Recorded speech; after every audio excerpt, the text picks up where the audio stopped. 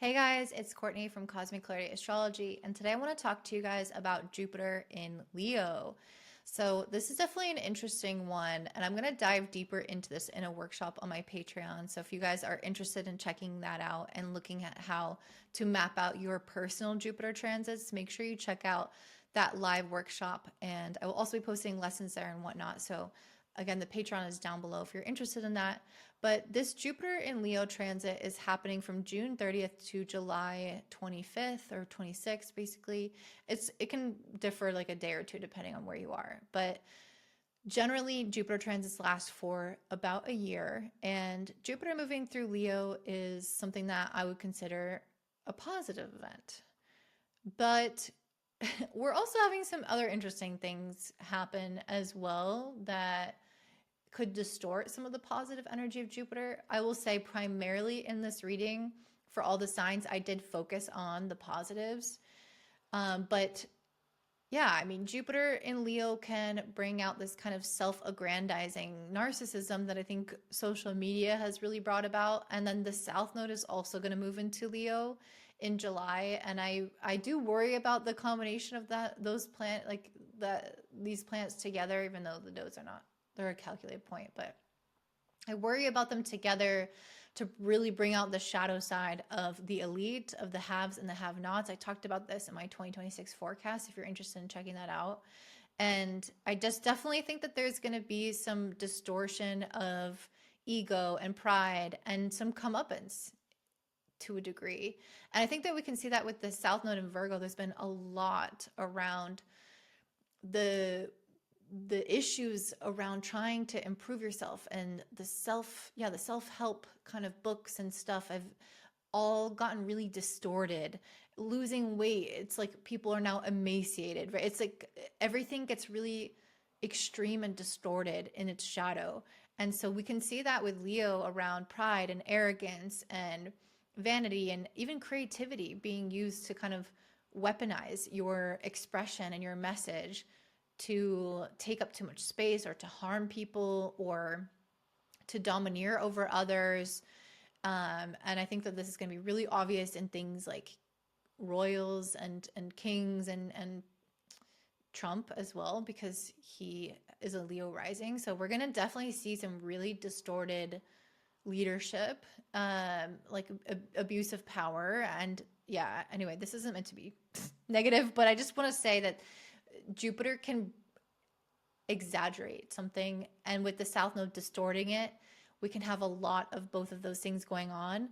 But Jupiter and Leo can also bring a lot of blessings. So that was kind of the negative side of things, but there's also an ability to let go of some of our negative attachments to perception and to vanity and to being admired and adored and trying to live up to these expectations and these roles within society.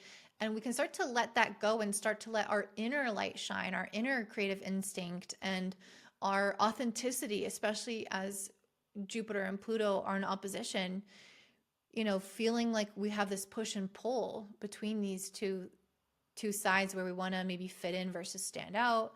And I just think a lot of us are going to be forced to kind of go through this journey and transformation around our light and finding our voice and what matters to us, and yeah, shining light on what matters to us and expressing more of ourselves in a healthy way. So I think a lot of us are going to go through potential ego deaths in a positive way and come out the other side and recognize that our self-worth and our attachment comes from within, from our inherent soul, basically.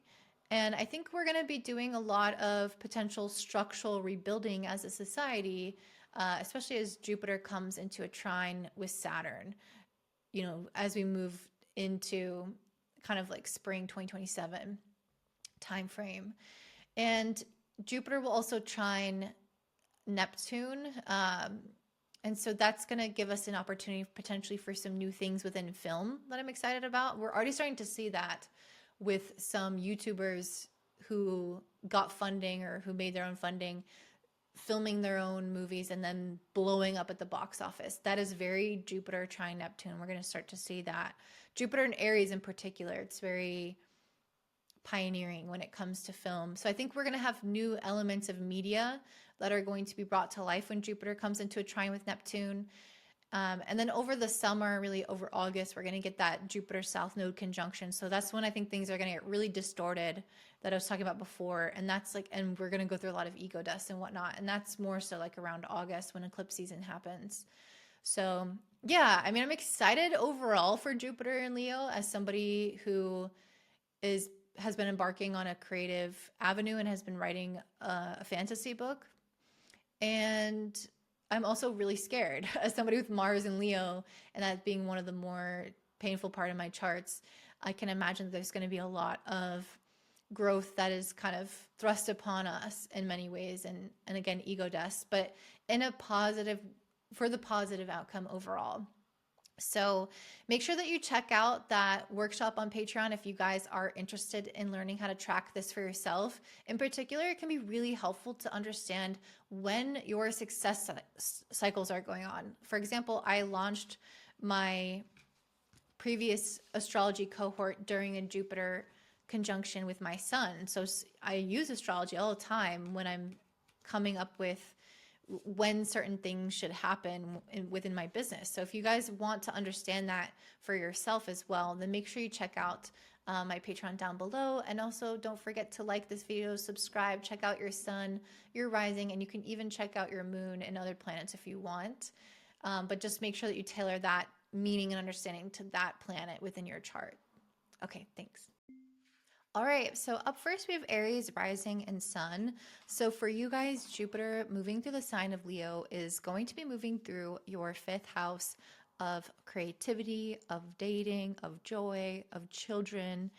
And this is a time where you guys can really spark your interest in an additional hobby. I did pull the word card, so some of you guys might find new ways of expressing yourself. Maybe you, again, find some type of hobby that allows you to emote more, to maybe even have almost like a spiritual experience, because Jupiter can have this kind of Neptunian transcendental quality to it where we can feel like we have some type of faith restored in the world or in ourselves, because of our ability to access some joy through some kind of gift, or to access maybe, our own personal truth in some way in a deeper level. So being able to become a little bit more self-aware or process things through art and creativity, or even transmitting difficult emotions through joy and positive things like play, or certain relationships that feel like they're almost this kind of catharsis for you. And I see that really with this Page of Wands as well. So the word in the Page of Wands, some of you guys I think are going to be really creatively inspired. The Page of Wands is a card also of spontaneity, and the 5th house is often related to things like travel and just kind of like bopping around and trying new things that are going to put you in different types of environments. It has a similar quality, I guess, to the 9th house in the call to adventure, in the call to novelty, towards just trying out different things that will help you get to see and experience different sides of yourself. And so I think some of you guys could have the opportunity to meet new people, or go to new places, or again, try new hobbies, or pick up new kind of creative interests or opportunities, or just have different types of relationships that activate maybe a youthful part of you, or that draw something out of you that maybe has been more insular as Jupiter has been moving through your 4th house. I'm just getting this idea of you guys going out into the world again, because Jupiter moving through your 4th this past year could have felt like maybe you were working more on your inner world, and you were doing a lot to prepare, or doing things in your home or behind the scenes, and developing kind of who you are from the root system. And now I see you guys coming out and fruiting, and I think you're going to have something to either share or explore, or both, some kind of combination of the two. And the 5th house can often pertain to some kind of gains. So I feel like with the Justice card next to the Page of Wands, there is some element here of you feeling like things are really like life is really meeting you. So the fifth house of being related to gains can be a financial gain, or feeling like relationships feel finally fair, or that there's some kind of fair treatment if there was previously some inequality going on in your life. So there might just be this feeling that things are starting to even out. And this could also pertain to work-life balance, or just like work and play, basically. Maybe you come at your life through a very even-tempered kind of mindset of, I'm going to prioritize my well-being, I'm going to prioritize my joy, my play, and not be so strict with things. And so it could feel like, instead of working on your security and making sure that you feel really stable and are building this kind of reservoir, like in this previous year you might have felt, instead you are again more in the fruiting phase, where you can enjoy the things that you have put effort into. If you have previously built up a skill, you can start to see the results of that effort. Or if you've previously set aside money, maybe you can take a trip now, or something along those lines. If you've invested into yourself, your body, your relationship, you're going to start to feel that it's coming to fruition in some way and giving back to you. So you're not just giving to it. So this justice feels like seeing the work and the effort and the energy that you put into things reflect back into the fruits of your labor, into the enjoyment of your life in some kind of capacity. I also see the Seven of Cups, the Two of Wands, and the Fool. So I think there are going to be at least a handful of you watching this video who are potentially going to be at this kind of exciting impasse. And I say exciting because I don't want you guys to be freaked out at the idea of an impasse representing something negative. Instead, I see it as something like an opportunity with the Seven of Cups and the Two of Wands to have a brand new start in your life with the Fool card. And the fifth house doesn't necessarily always signify that per se.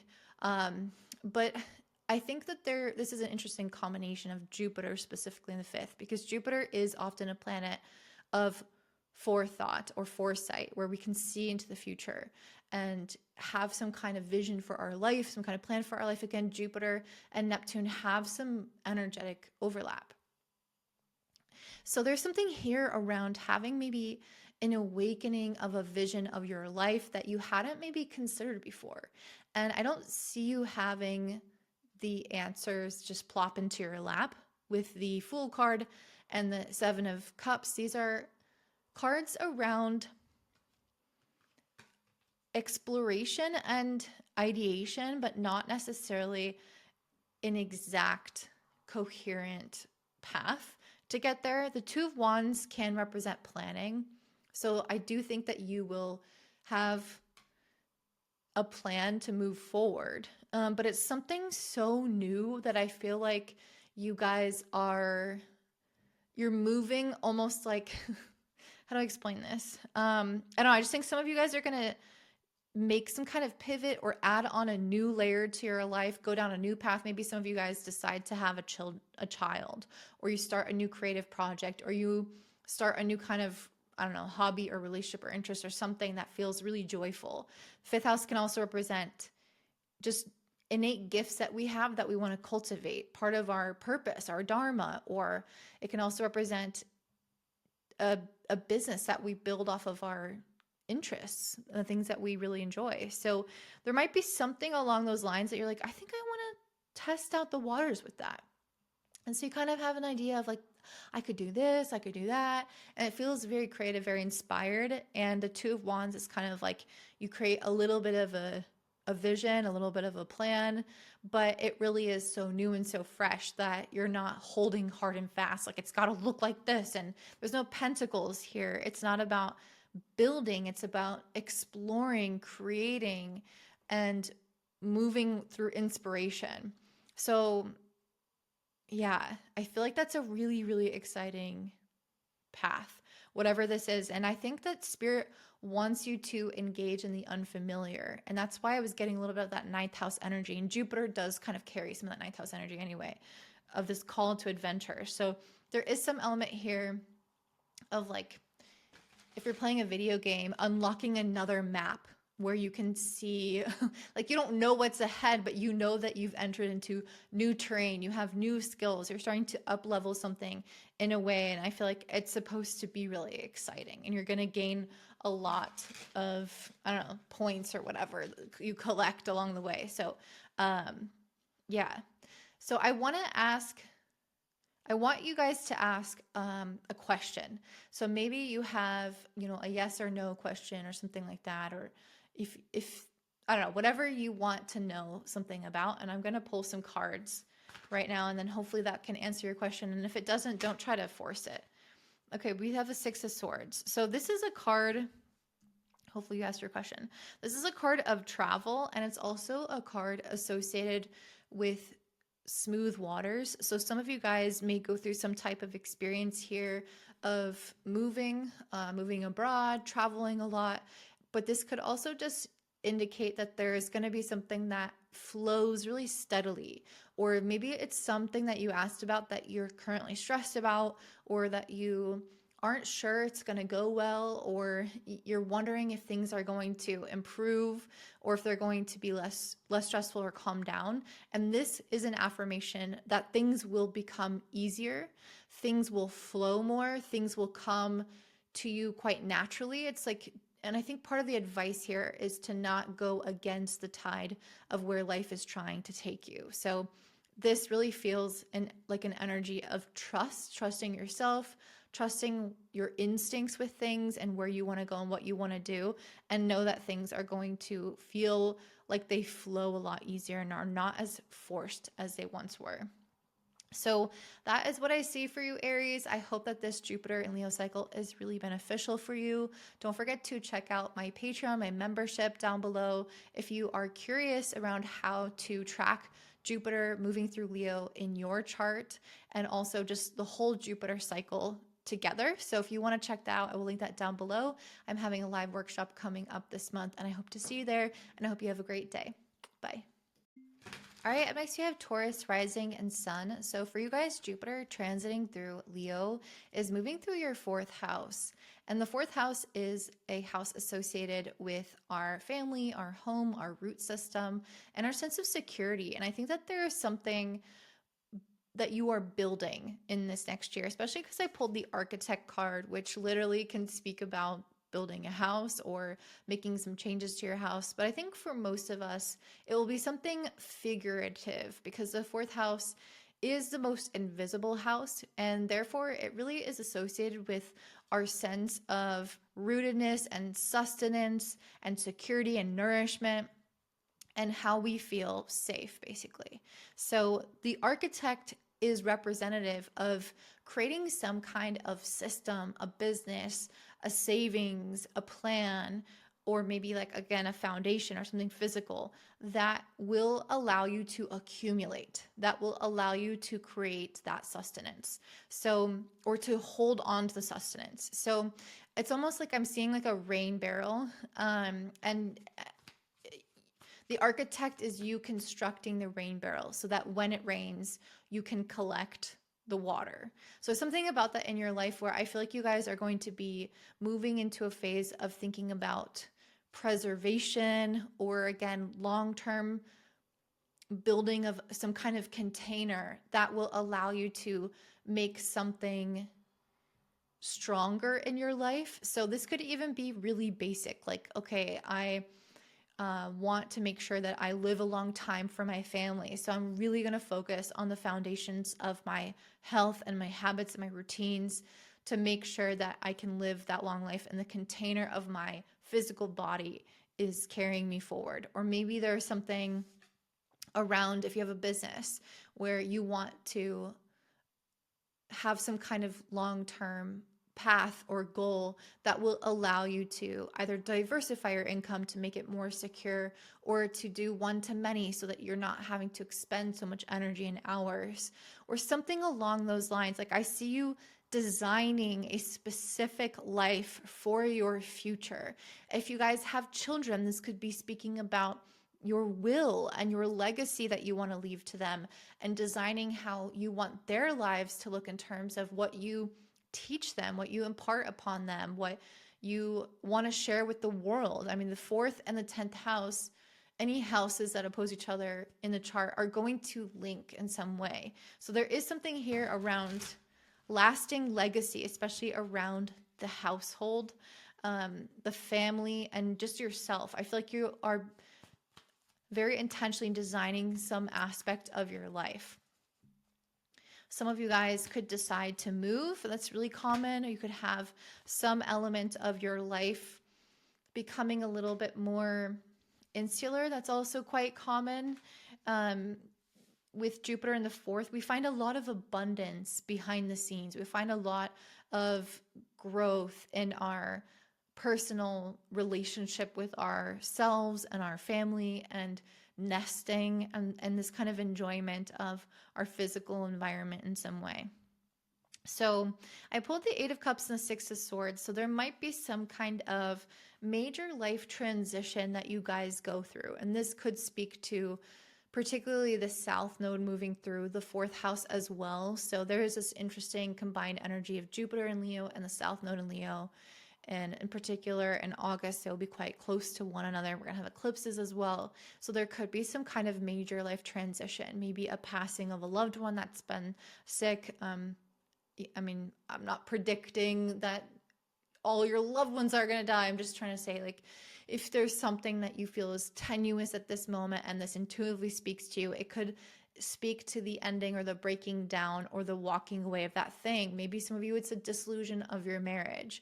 Maybe some of you, it's leaving the place that you currently reside, or getting rid of a roommate if that situation isn't going well. Or maybe one of your kids is leaving the house, or maybe graduating, or there's some element of where you are retiring, or there's going to be something along those lines where you could have some kind of major ending, especially not even just this year, but in the next year and a half, as the eclipse cycles are taking place, with the nodes being in Leo and Aquarius. So Jupiter in the fourth is going to help create this buffer to help this transition move a lot smoother. So if there is something that you are having to let go of, having to acclimate this kind of new life or new energy, or again, just getting used to something not being there on a day-to-day basis, this is really going to help that process happen in a way that is more enlightened, more conscious, and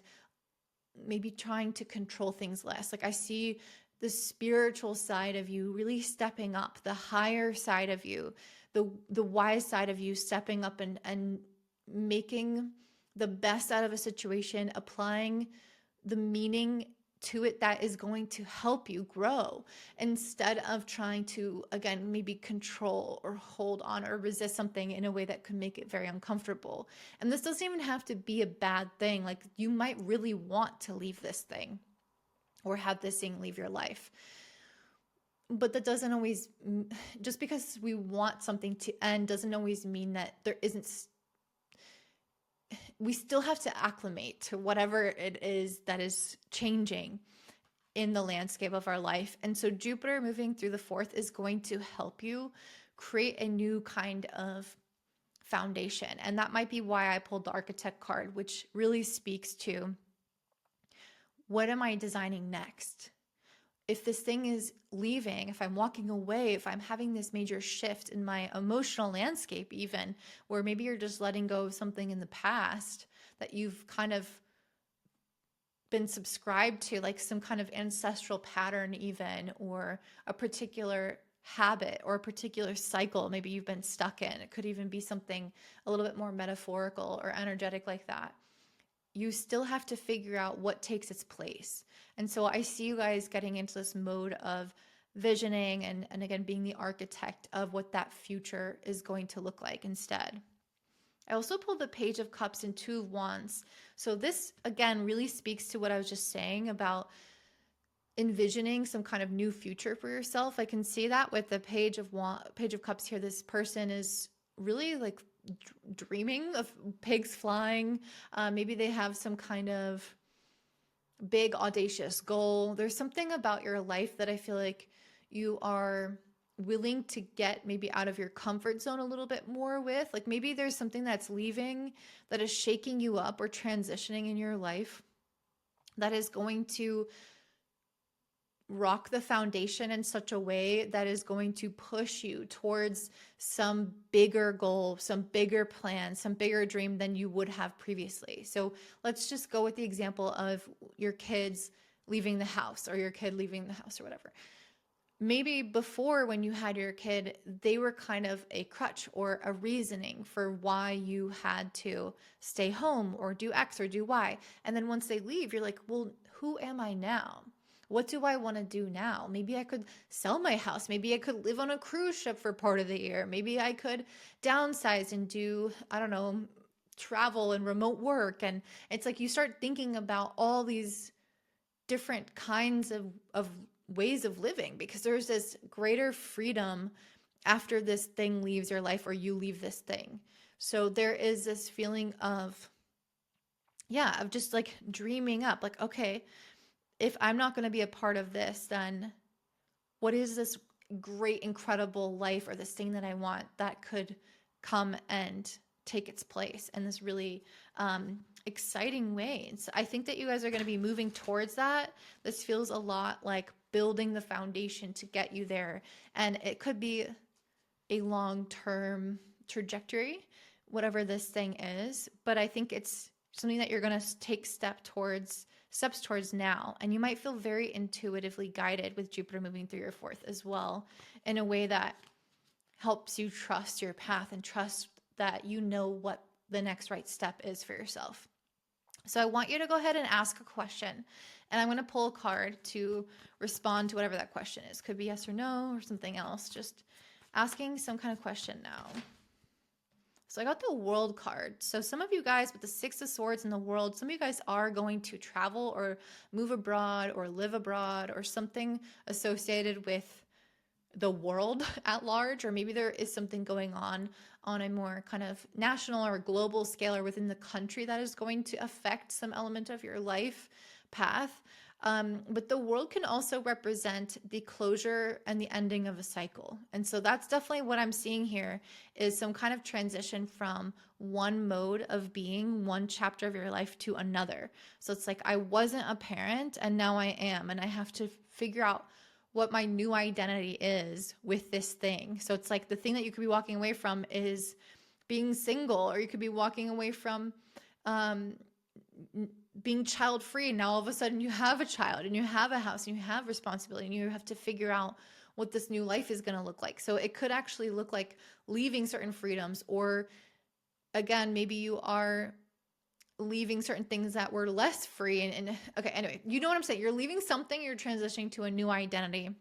And this World card represents some kind of closure or an ending of a cycle. So whatever question you asked, there is something related to the question that you asked that is speaking to, again, a karmic cycle ending or a fated change coming to pass that is going to close the book and allow you to transition to something new. So that is what I see for you, Taurus. I hope that that resonates. If it does, let me know in the comments down below. If you want to figure out what Jupiter in Leo is going to mean specifically for you and your birth chart, and track your whole Jupiter cycle, that is something that we talk about in my membership on Patreon, which I will link in the description down below. I'm going to have a live workshop for that this month. So make sure that you sign up before then so that we can chat live. And I hope that you guys have a beautiful day. Bye. All right, I next have Gemini rising and sun. So for you, Gemini, Jupiter moving through the sign of Leo is taking place throughout your third house. So it's funny because if you follow kind of modern astrologers, they would say that the third house is related to Gemini. Gemini qualities, there's some overlap in meaning. Traditional astrologers would be up in arms. I'm sure there's someone in the comments who would love to say something. But yeah, this is interesting because one of the first messages that we get here is a seer. And the third house, and this is what I noticed in the last group too, whenever we have Jupiter moving through a house, it will also activate and almost mirror or reflect the house opposite it. So there's something about Jupiter moving through the third that is also awakening the ninth house for you. And this could likely pertain as well to the North Node shifting into Aquarius, which is in the 9th house. So that's another message, but I think that these are intricately linked because the nodes will be moving through the same houses that Jupiter is moving through. So what this means is this strong activation of this kind of foresight or this predictive quality. You guys are going to be potentially having maybe some kind of dreams that come true. You guys could be having some really strong intuition about something in your life.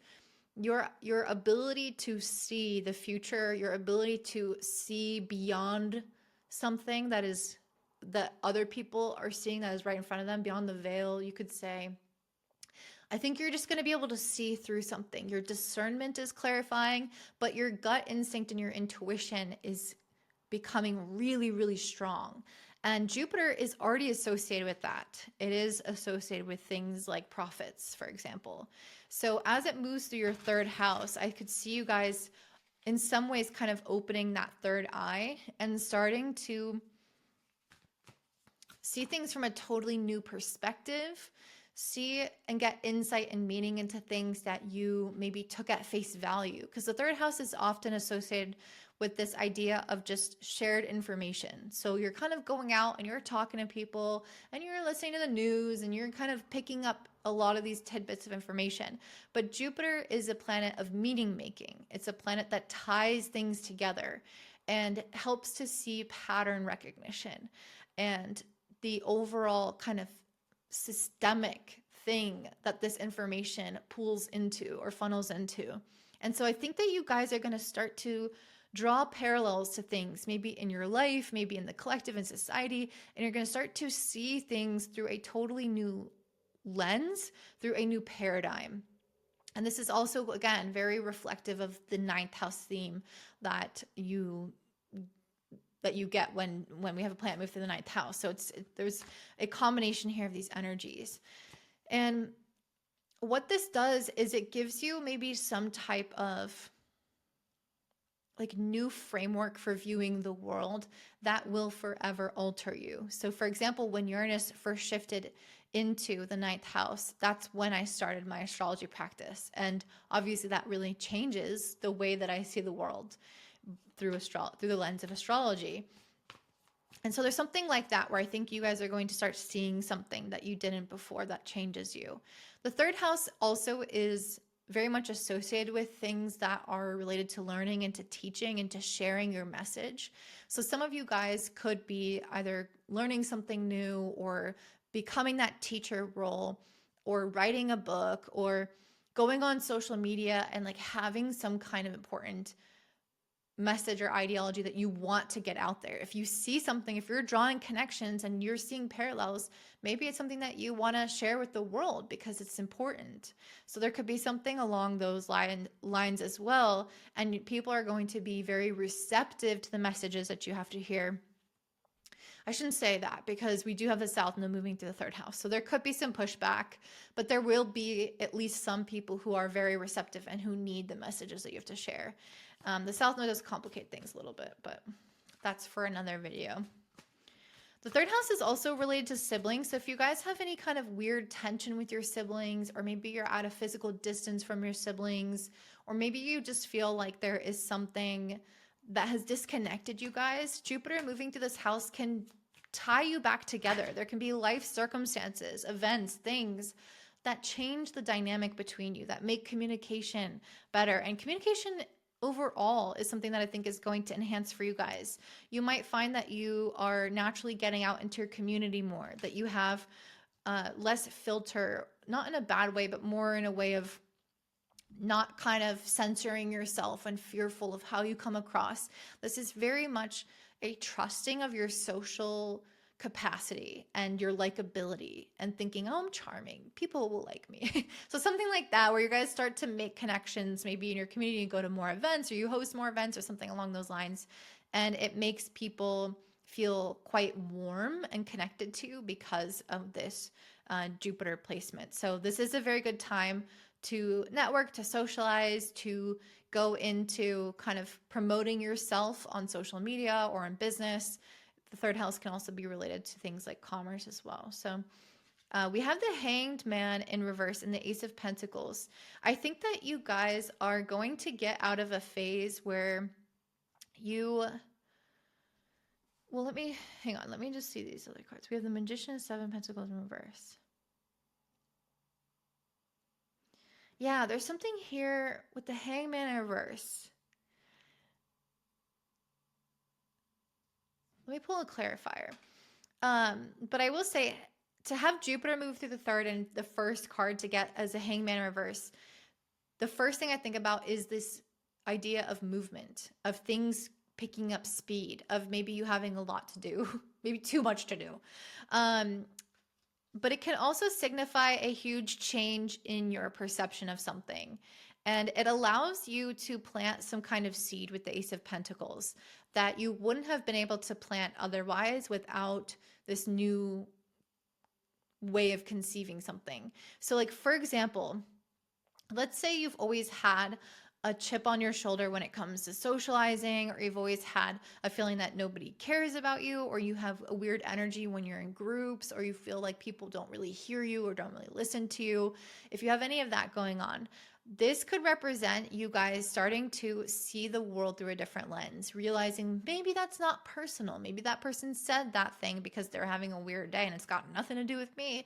They got past trauma. That's their stuff projecting onto me, but it's really not about me.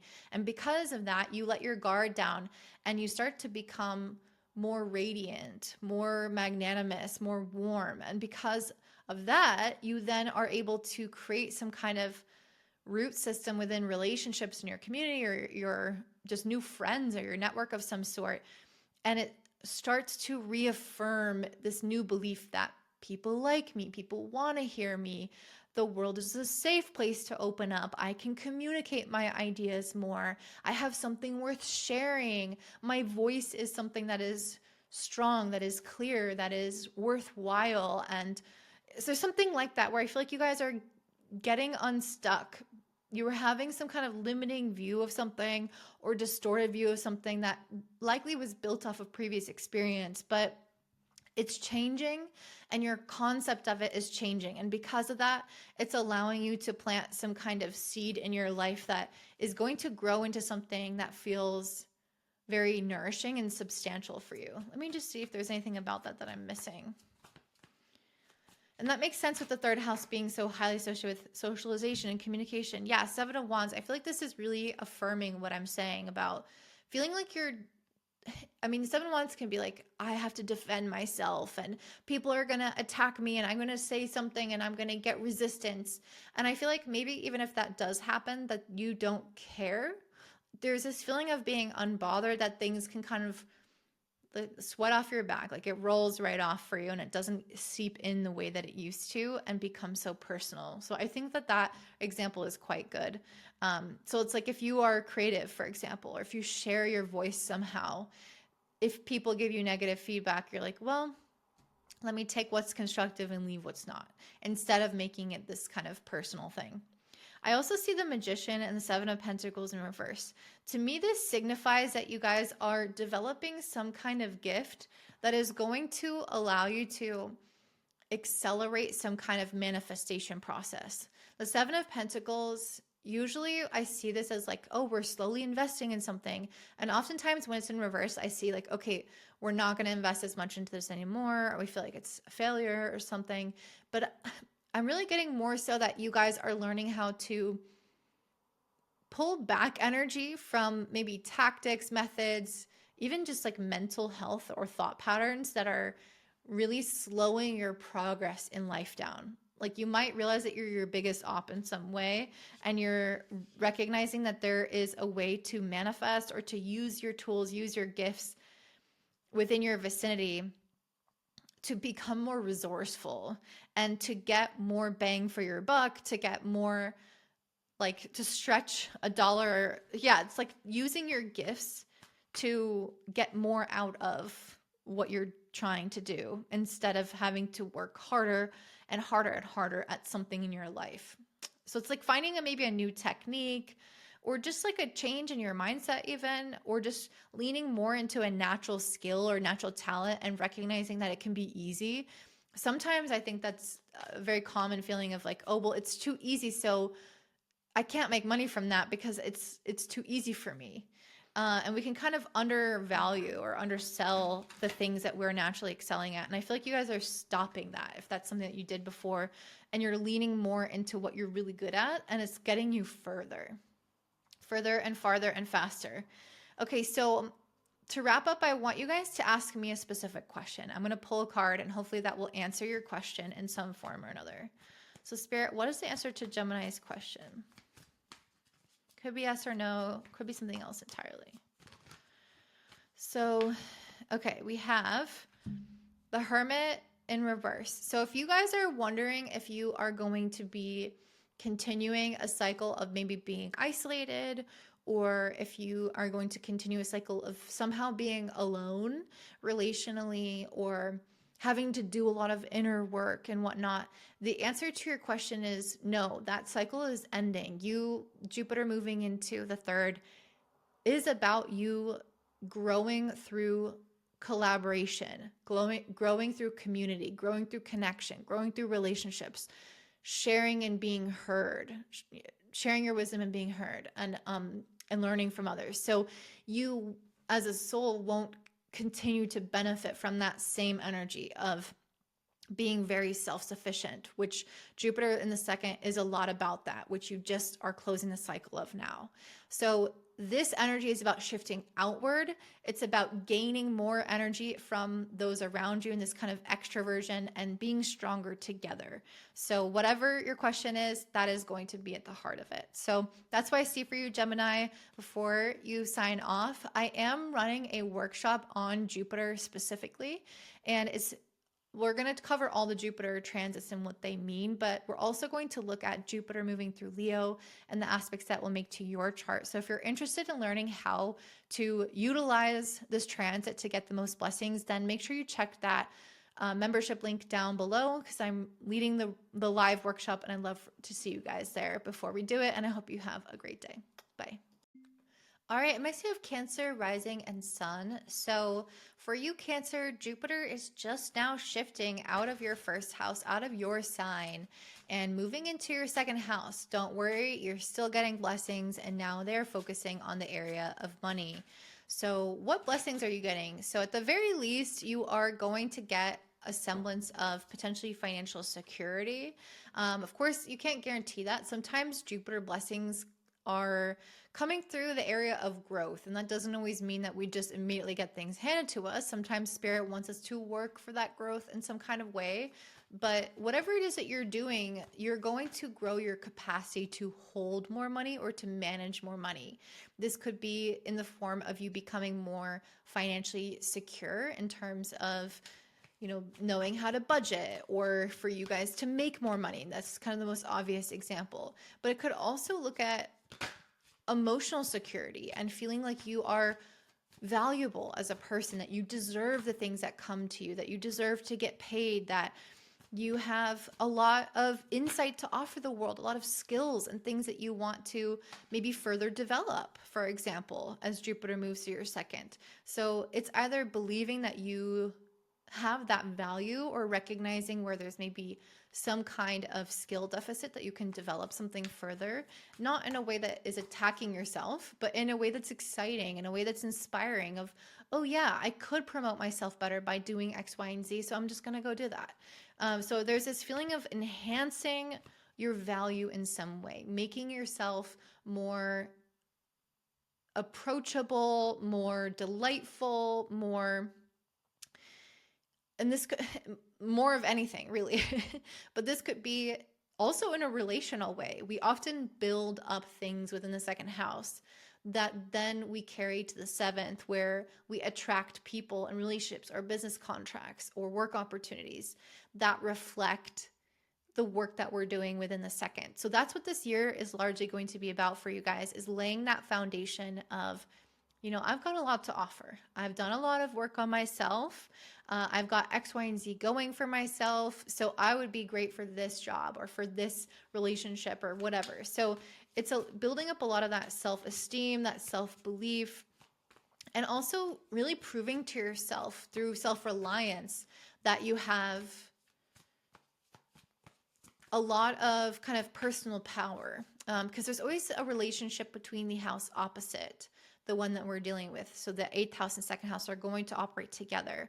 So there's definitely something here around really feeling your personal power. With the North Node moving to the 8th house, you could be confronted with certain situations that do ask you to rely on other people.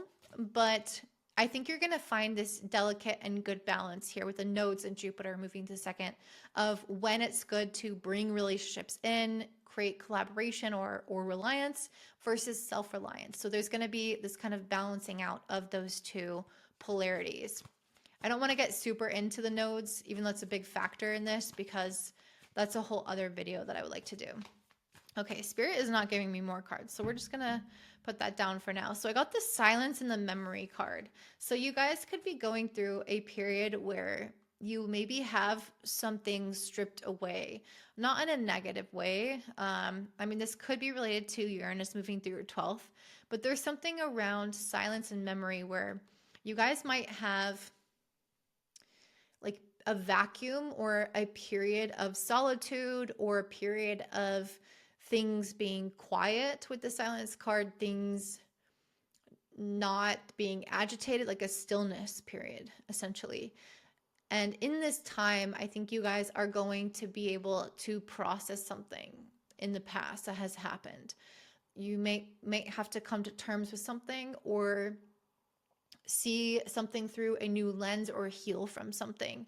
The Silence and the Memory card feels like in the space, you will bloom. In the space is when, in this moment of pause, in this moment of stillness, in this moment of solitude, you will have a chance for something to come to fruition. So this could look like a lot of things. I mean, the silence could be that there is a transition within work and you are not doing the same work that you did before. And in this moment of transition, maybe you're not really working much and you're looking at things that have happened in the previous year and wondering, like, did I like that job? Was I fulfilled there? What do I want next? And this kind of like transitionary feeling. The 2nd house is often a transitionary house. And so you might have something like that, for example. That's kind of more on the surface, but there could be anything a little bit deeper than that as well. And I feel like once you guys go through that, you're going to be spit out the other side. I almost see this as kind of like a wormhole or something within space where you enter into it and you're like in this limbo and then all of a sudden you're in a different realm or a different dimension or a different galaxy, or I don't know how space works from the way I'm describing these things. But I see that there's a rapid kind of ascension or rapid movement to be followed by the Knight of Swords and the Page of Swords. So some of you guys might be going through, again, this kind of liminal phase in a certain way. And then you're coming out running literally on the other end. And I think that you're going to have a new idea. There's going to be some new thread that you can pull on that is going to unspool really rapidly. And I think it's going to be because you have energy and reserve stored from this time that you were reflecting and resting and pausing. So this could be, for example, that you are not socializing a lot and maybe you're kind of saving your money and you're reflecting on your life and this, again, this past year or something like that. And then all of a sudden you come out of that period of time and you're like running and you're traveling or you're writing a book or you're visiting a bunch of friends or you're starting a new business or you get into a new relationship or there's some kind of new financial opportunity or some new idea that you're like, I'm going to do that. And you start running towards it in a really big way. Let me see, Spirit, what is this kind of idea that they're acting on? So we can get a little bit more clarity on that. I mean, it could be anything 2nd house related, again, related to like finances. You're like, oh, I want to sell my house. That's a very 2nd house theme with Jupiter here. I want to sell my house. I want to sell my house. Maybe you're sitting there and nobody's buying your house. And you're like, what the fuck? Like, Spirit, what's going on? And then all of a sudden you get offers and you're out of there. And it's like, quick cash offer, move on. 3 weeks, you're out of that house. And then you're like, whoa, my life has changed. It was in this holding period. And now all of a sudden it's changed really fast. And this might be more towards August when we start having eclipse season and we have the nodes coming quite close to Jupiter. So it could be then, but also, I think that's more helpful to track in your personal chart. So I do have a Patreon, and this month we're going to be going over how to track our Jupiter and Leo transits. So if you want to see like when this holding period ends, when the fasting picks up, that is what you would want to track. And so you can do that with me live in that membership if you join before the workshop. Okay, Ace of Pentacles. I do think it's a financial opportunity or something within the physical world, starting a business, selling a house, buying something. There's some kind of opportunity that is an idea and a physical, like contributing to a physical asset or a physical thing in your life. So I had the idea to sell my house and now I'm doing it and it's changing my financial or material reality. So it doesn't feel like, oh, it's a relationship. It's not cups cards. These are things that are practical and material and logical, a plan, an idea in motion. So yeah, this feels really significant with this. Is there anything else, Spirit, that you want them to know? So we have the Eight of Swords. Don't get anxious in this holding period. That's not a very helpful thing to say. Don't feel anxious. But I think Spirit really wants you to revisit this reading when you are in this holding period so that you can remind yourself that this lull is temporary and that things are going to accelerate so fast after that, that you want to take advantage of this period of rest, of this period of reflection, because the things that you will encounter then also have their blessings. And if you're looking ahead and you're trying to rush out of it and you're anxious and you're not present with yourself in that moment, you could potentially miss some of the blessings of that period of time. So I also wanted to answer one of your questions. So go ahead and ask a question now. And I'm going to pull a card. Could be a yes or no question, or maybe something else entirely. And I'm just going to say whatever comes to mind. Oh, wow. So we have the Nine of Pentacles in reverse and the Seven of Cups.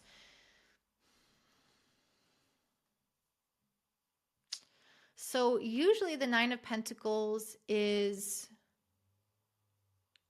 like being financially reliant, being single.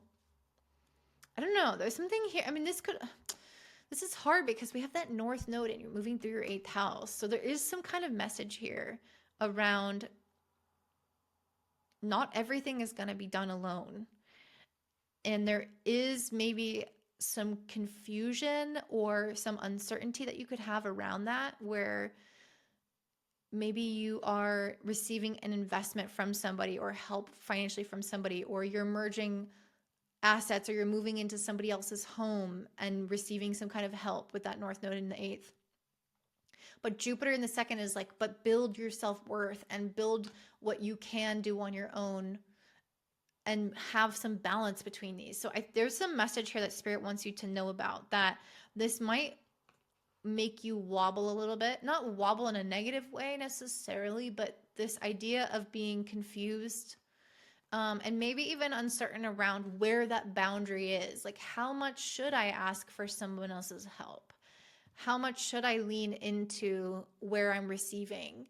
Or the idea of having a business partner or a collaborator, like how much of the emphasis is put there? Where is the boundary? I feel like there's going to be a big question here around boundaries that are going to come up for you guys.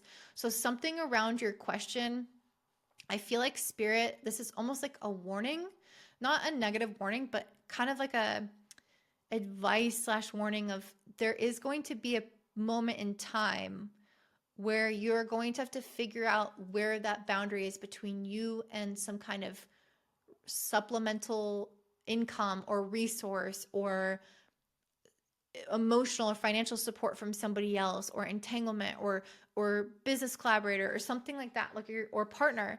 You're going to be having to figure out where that boundary is, and it might be a little bit of a process with that, but that doesn't mean that you shouldn't move forward with the help or whatever this is.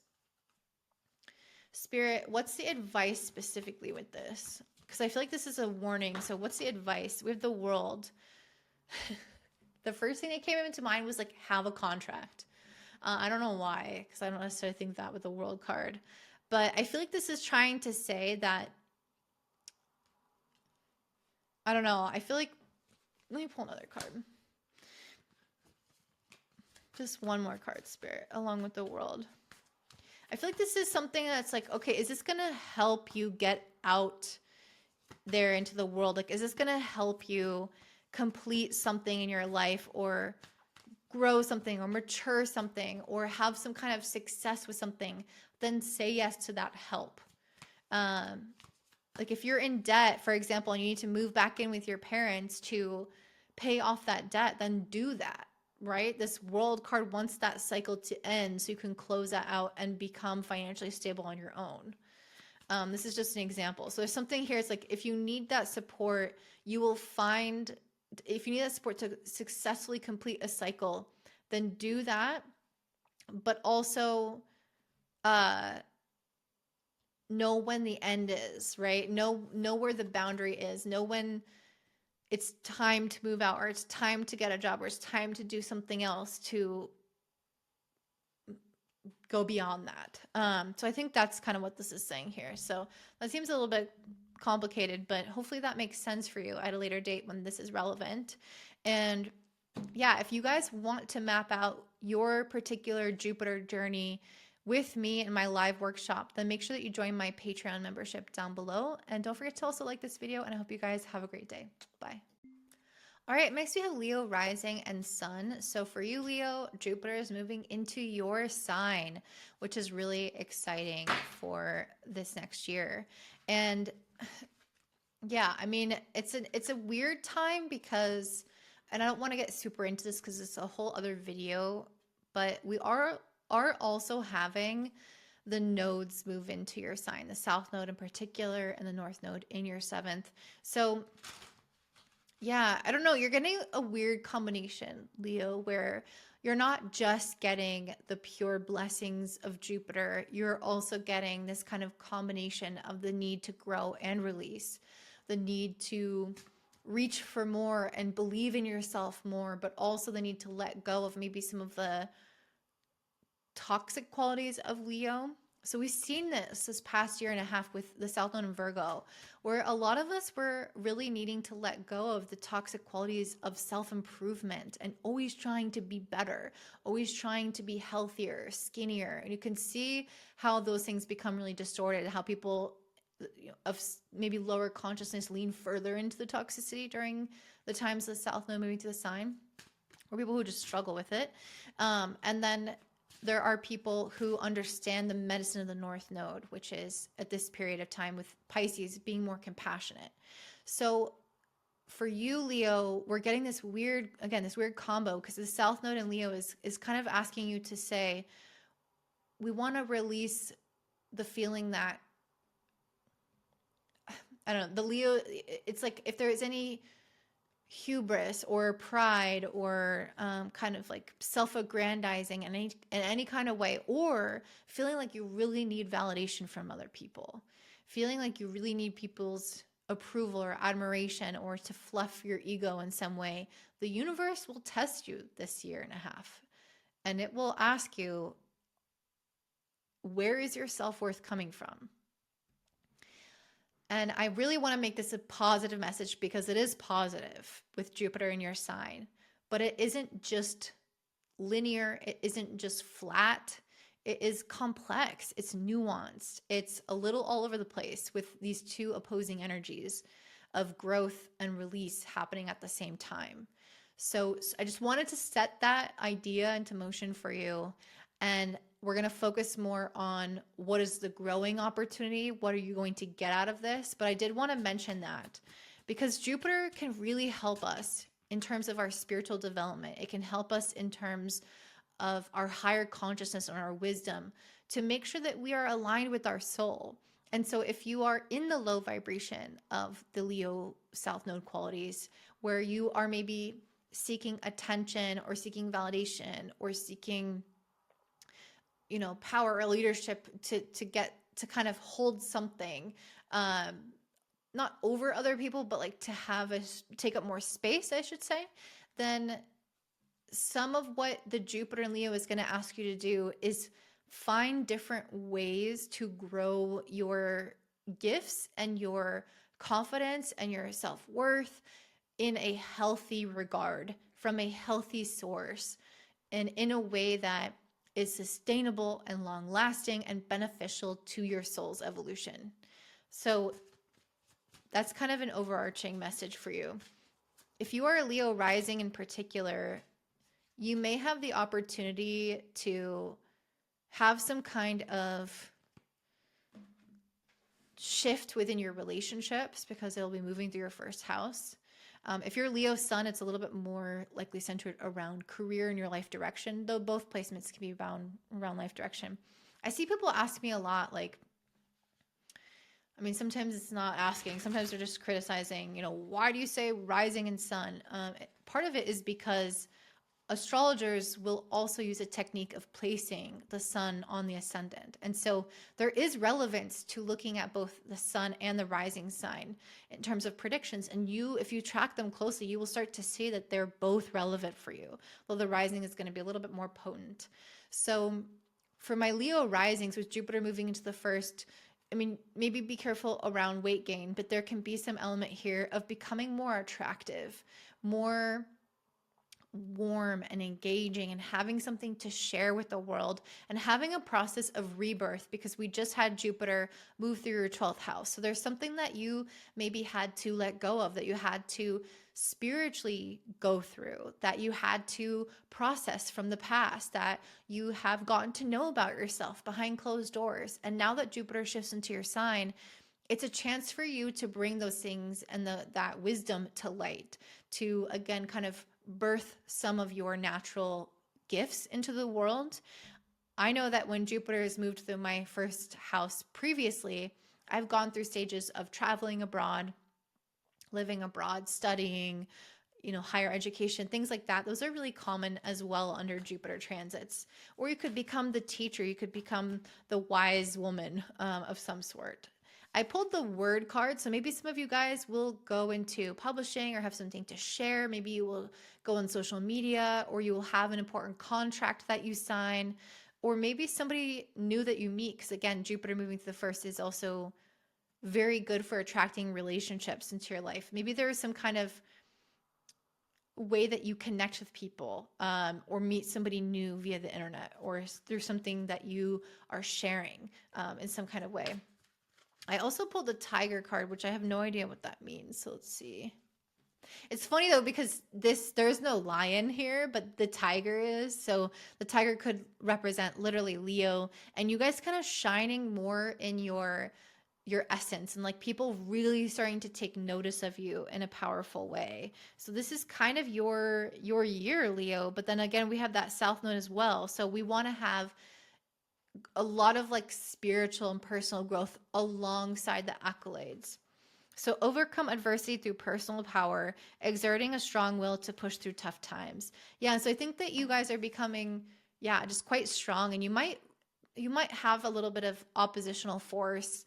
And again, I don't want to go super into this, but we do have Pluto in Aquarius in the North Node in Aquarius. So there's a little bit of this like push against you that could come from relationships or people outside of you in some way. And so I think that you're going to learn a lot about who you are and what you value and what matters to you because of that friction. And because of that, that resistance in some way. Like if I always needed the love and the admiration from other people and the approval of other people, and then it gets taken away, you find that within yourself and you realize, oh, I'm actually really healthy and strong because of the way that I see myself, not because I need other people to see me that way. Having the courage to do what you believe is right, even if you're misunderstood or misinterpreted, or to put yourself out there, even if you're criticized, or to take a chance on something in your life, even if there are certain adversities and obstacles that you have to face in that process. I really feel like this is a huge growth period for you guys, where you recognize how capable you are and you start to ascertain your real power, but also like develop certain gifts that you maybe had a little bit underdeveloped. Like they were there, but they were maybe a little bit dormant, or they were not seen publicly. So there's something here about bringing a lot of those gifts to life or to light. If you have existing health issues, I would say Jupiter moving through the first generally improves them, but the South Node can sometimes instigate them. So there might be a weird balance here. So just be mindful of your health overall. Okay, so we have the Judgment card. Yeah, I think some of you guys are going to be going through some major spiritual awakening, some major realization around yourself, your identity, and what you want out of life, and like who you believe you are as a person. And if you've previously been really judgmental and kind of kept yourself in a box, this Jupiter moving into your first can really help you get out of your own way. It could also potentially signify the judgment of others that you, again, that represents potentially that friction that you are able to move past and grow stronger through. But Judgment is generally like an awakening card, making really important and big life moves, life decisions, like moving houses, or again, finding a new relationship or a new career path, because we are going to have eclipses along this axis. So you could have some really major shifts within your life that helps you awaken to totally new aspects of who you are as a person. What else, Spirit, from Jupiter moving to the first or Jupiter moving over the sun? So we have the Six of Pentacles and the Page of Swords and the Four of Swords in reverse. I think that you guys are really getting out of a period of isolation. If you've had any of that, if you've been really tired, if you have been really, again, kind of reflective, I see you moving into the world more. I see you acting on the things that you've been thinking about. I see you taking chances. I see you socializing. I see you having energy again. So there is something here around blooming and growing after that Jupiter move through the 12th, where you did a lot of that spiritual development behind the scenes. That's changing now, and you're coming more into the world and back online. We also have the Six of Pentacles and the Page of Swords. So this to me feels like an idea of yours is paying off. Something that you are sharing, or something that is just sparking an interest in you, or something that you are communicating or writing. I don't know. There's something here around like either a connection or an idea or some kind of interest of yours that is really going to gain traction. And what I mean by that is that if you put effort into it, it immediately responds. So instead of feeling like, oh, I have to push, and then I get like a little bit of reward from this, it feels like I push and it responds. I push and it responds. But that means if you stop pushing, it stops responding, right? So it's not going to keep going. There's not a momentum here yet. But there's something here around being able to act on an idea or build something up and start to see the progress with it. So it's slowly chipping away at something, slowly learning something. So it's like if you wanted to learn a new language, for example, and you've always said you wanted to do that, Jupiter moving through your first could be that you sign up for a language class and you get an intercambio partner, and then you start talking to them and you develop friendships in that language, and you start to slowly, bit by bit, become not native, but you develop skills within the language. And the more that you show up, the more it works, instead of you feeling like, oh, I keep trying to learn Spanish and it doesn't work. It's like, no, it's if you sit and you listen to people and you study, you learn and you actually get better. So whatever this is, I feel like the universe is saying what you put in is what you get out, and we are going to respond to your efforts and encourage some kind of growth of something. This could be business development. This could be marketing. This could be relationships. Like the more that you try to put yourself out there, the more that you try to invest into something, developing some skill or idea or writing a book or whatever, the more it's actually going to work in your favor. It's not going to be, it's not going to be something that goes nowhere. What else, Spirit, is coming up for my Leo risings and sun? I feel like there's at least one more message here for you guys. What else, Spirit?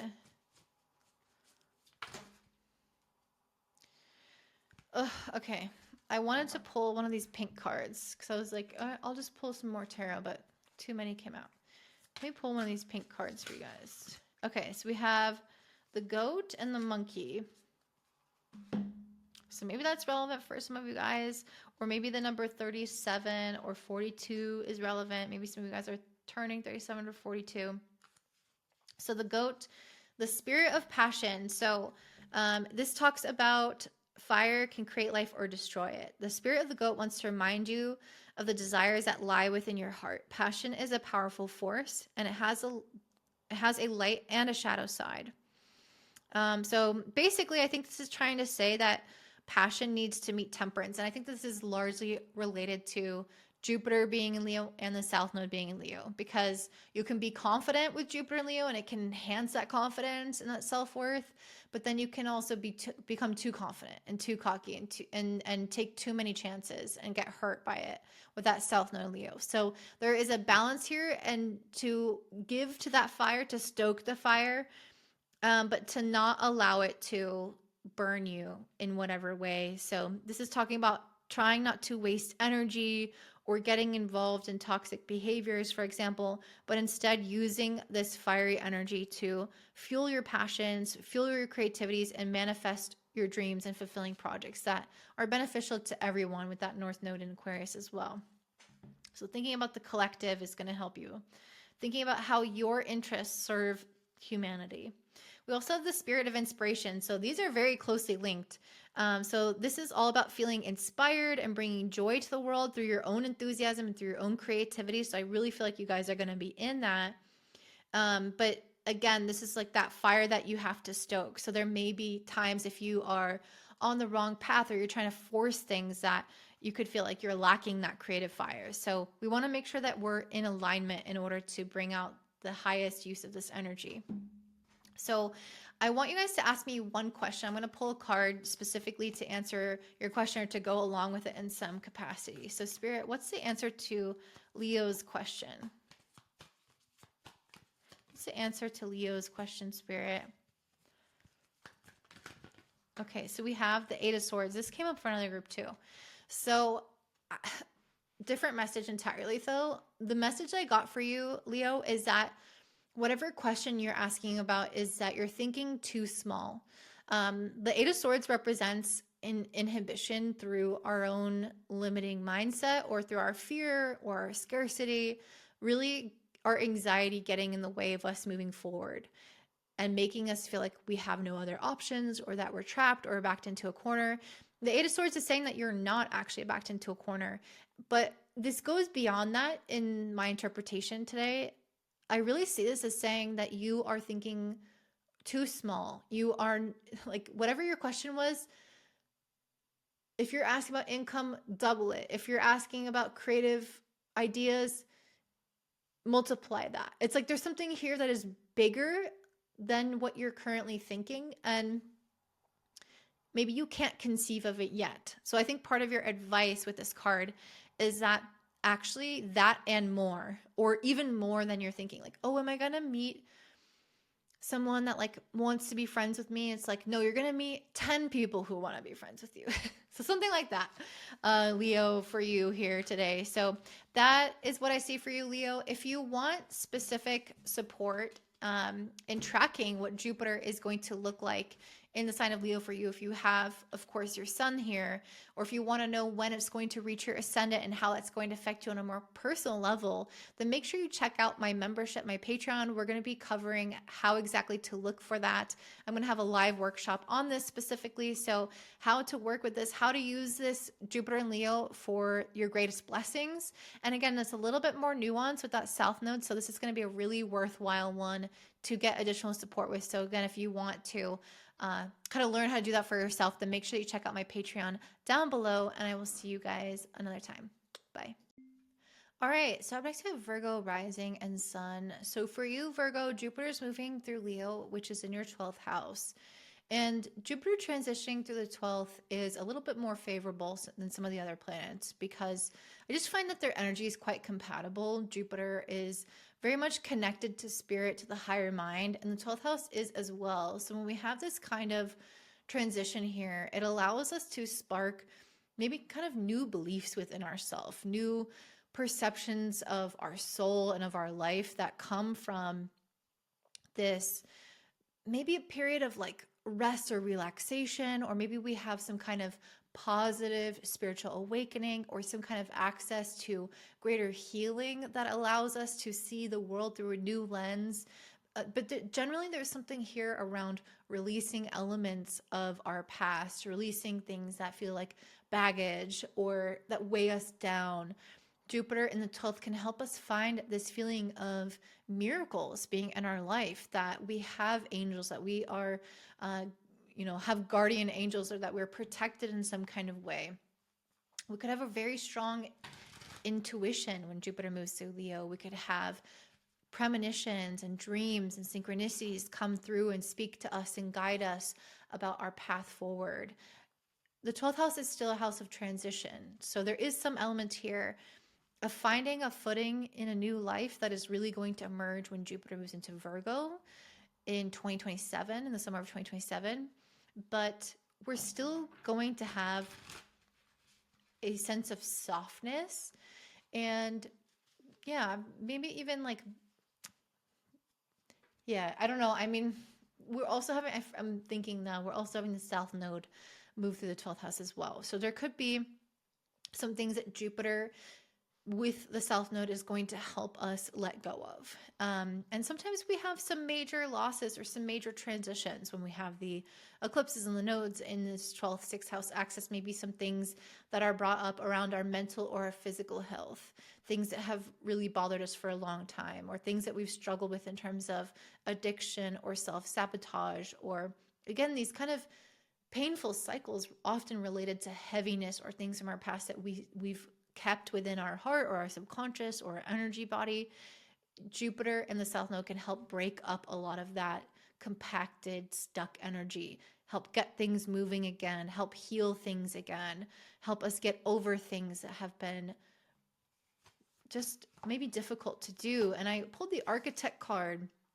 So I feel like Spirit is kind of saying there may be elements of your life that get demolished, not demolished, but like brought down to the studs of the house, the foundation of the house, the wood of the house, and the walls might not be there, and the door and the finishes might not be there, but there is going to be a structural foundation that is still there, of course, that is still you, that is still some clarity of what you want, but there's going to be also a lot of things that go, and this kind of new image of your life is supposed to be emerging as Jupiter moves into Virgo specifically, but Jupiter moving to the 12th is going to help you through the transition of breaking your life down to the studs. So if you are living in an inauthentic life in any way, or if there's just some element of your past really haunting you, or again, if you've had some things built up that need healing, the South Node moving to this house is going to bring that stuff up, and Jupiter is going to support you in a really beautiful way. It's going to help, again, soften you. So Spirit, what does Virgo have to gain from this? We have the 7 of Cups. Yeah, very much coming into this very Neptunian 12th house phase of being out at sea, where there's so many options and you have so many dreams and so many visions for your life. It could feel like there's a lot of paths forward. Like you're at this point in your life, and I don't know if you've seen, I don't know if they're called like estuaries or what they are, but they're a bunch of little streams that all span out, like they fan out over the land. So there's something about that where you guys are going to have a lot of different possibilities feeling like they're at your fingertips. And maybe because you are saying goodbye to certain things, or you're questioning elements of your life or your identity, or things that you previously held on to are loosening, and then you're like, okay, well, what else is next? Where am I going after this? And I feel like you're coming into a new concept of your life, and you've already had a lot of this kind of reevaluation of the way that you handle things, the way that you energetically approach things, because you've been having the South Node move through your first house. So it's been in many ways already this kind of like ego death, or death around certain like coping mechanisms that you've maybe really relied on, or ways that you always tried to control or see things or do things that were Virgoan in nature, trying to get ahead and analyze and plan and make sure that you know what you're doing. And this last year and a half has really been spirit loosening your grip on life and saying, I have control. Trust your intuition, trust me, with that North Node of Pisces. And there is still some kind of continuation of that journey here of transition that is going on here with the Seven of Cups. We have the Page of Wands, but I think it's supposed to feel very exciting, spontaneous, stimulating in a way. I mean, not, yeah, stimulating. Like there's a lot of possibilities, and that is exciting. Jupiter in the 12th can represent a lot of creative spark. It can represent traveling abroad or living abroad or having a lot of time alone that allows you to explore this kind of like new identity that you're coming up with. So yeah, I mean, this person is literally throwing a paintbrush into the sky. So there is something that you may be creating behind the scenes as Jupiter moves into your 12th house or moves to your 12th house.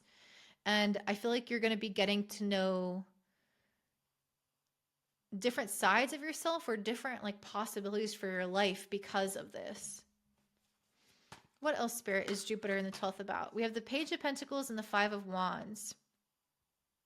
This feels like rebuilding after some kind of destruction. The Five of Wands is competition and arguments and conflict. And the Page of Pentacles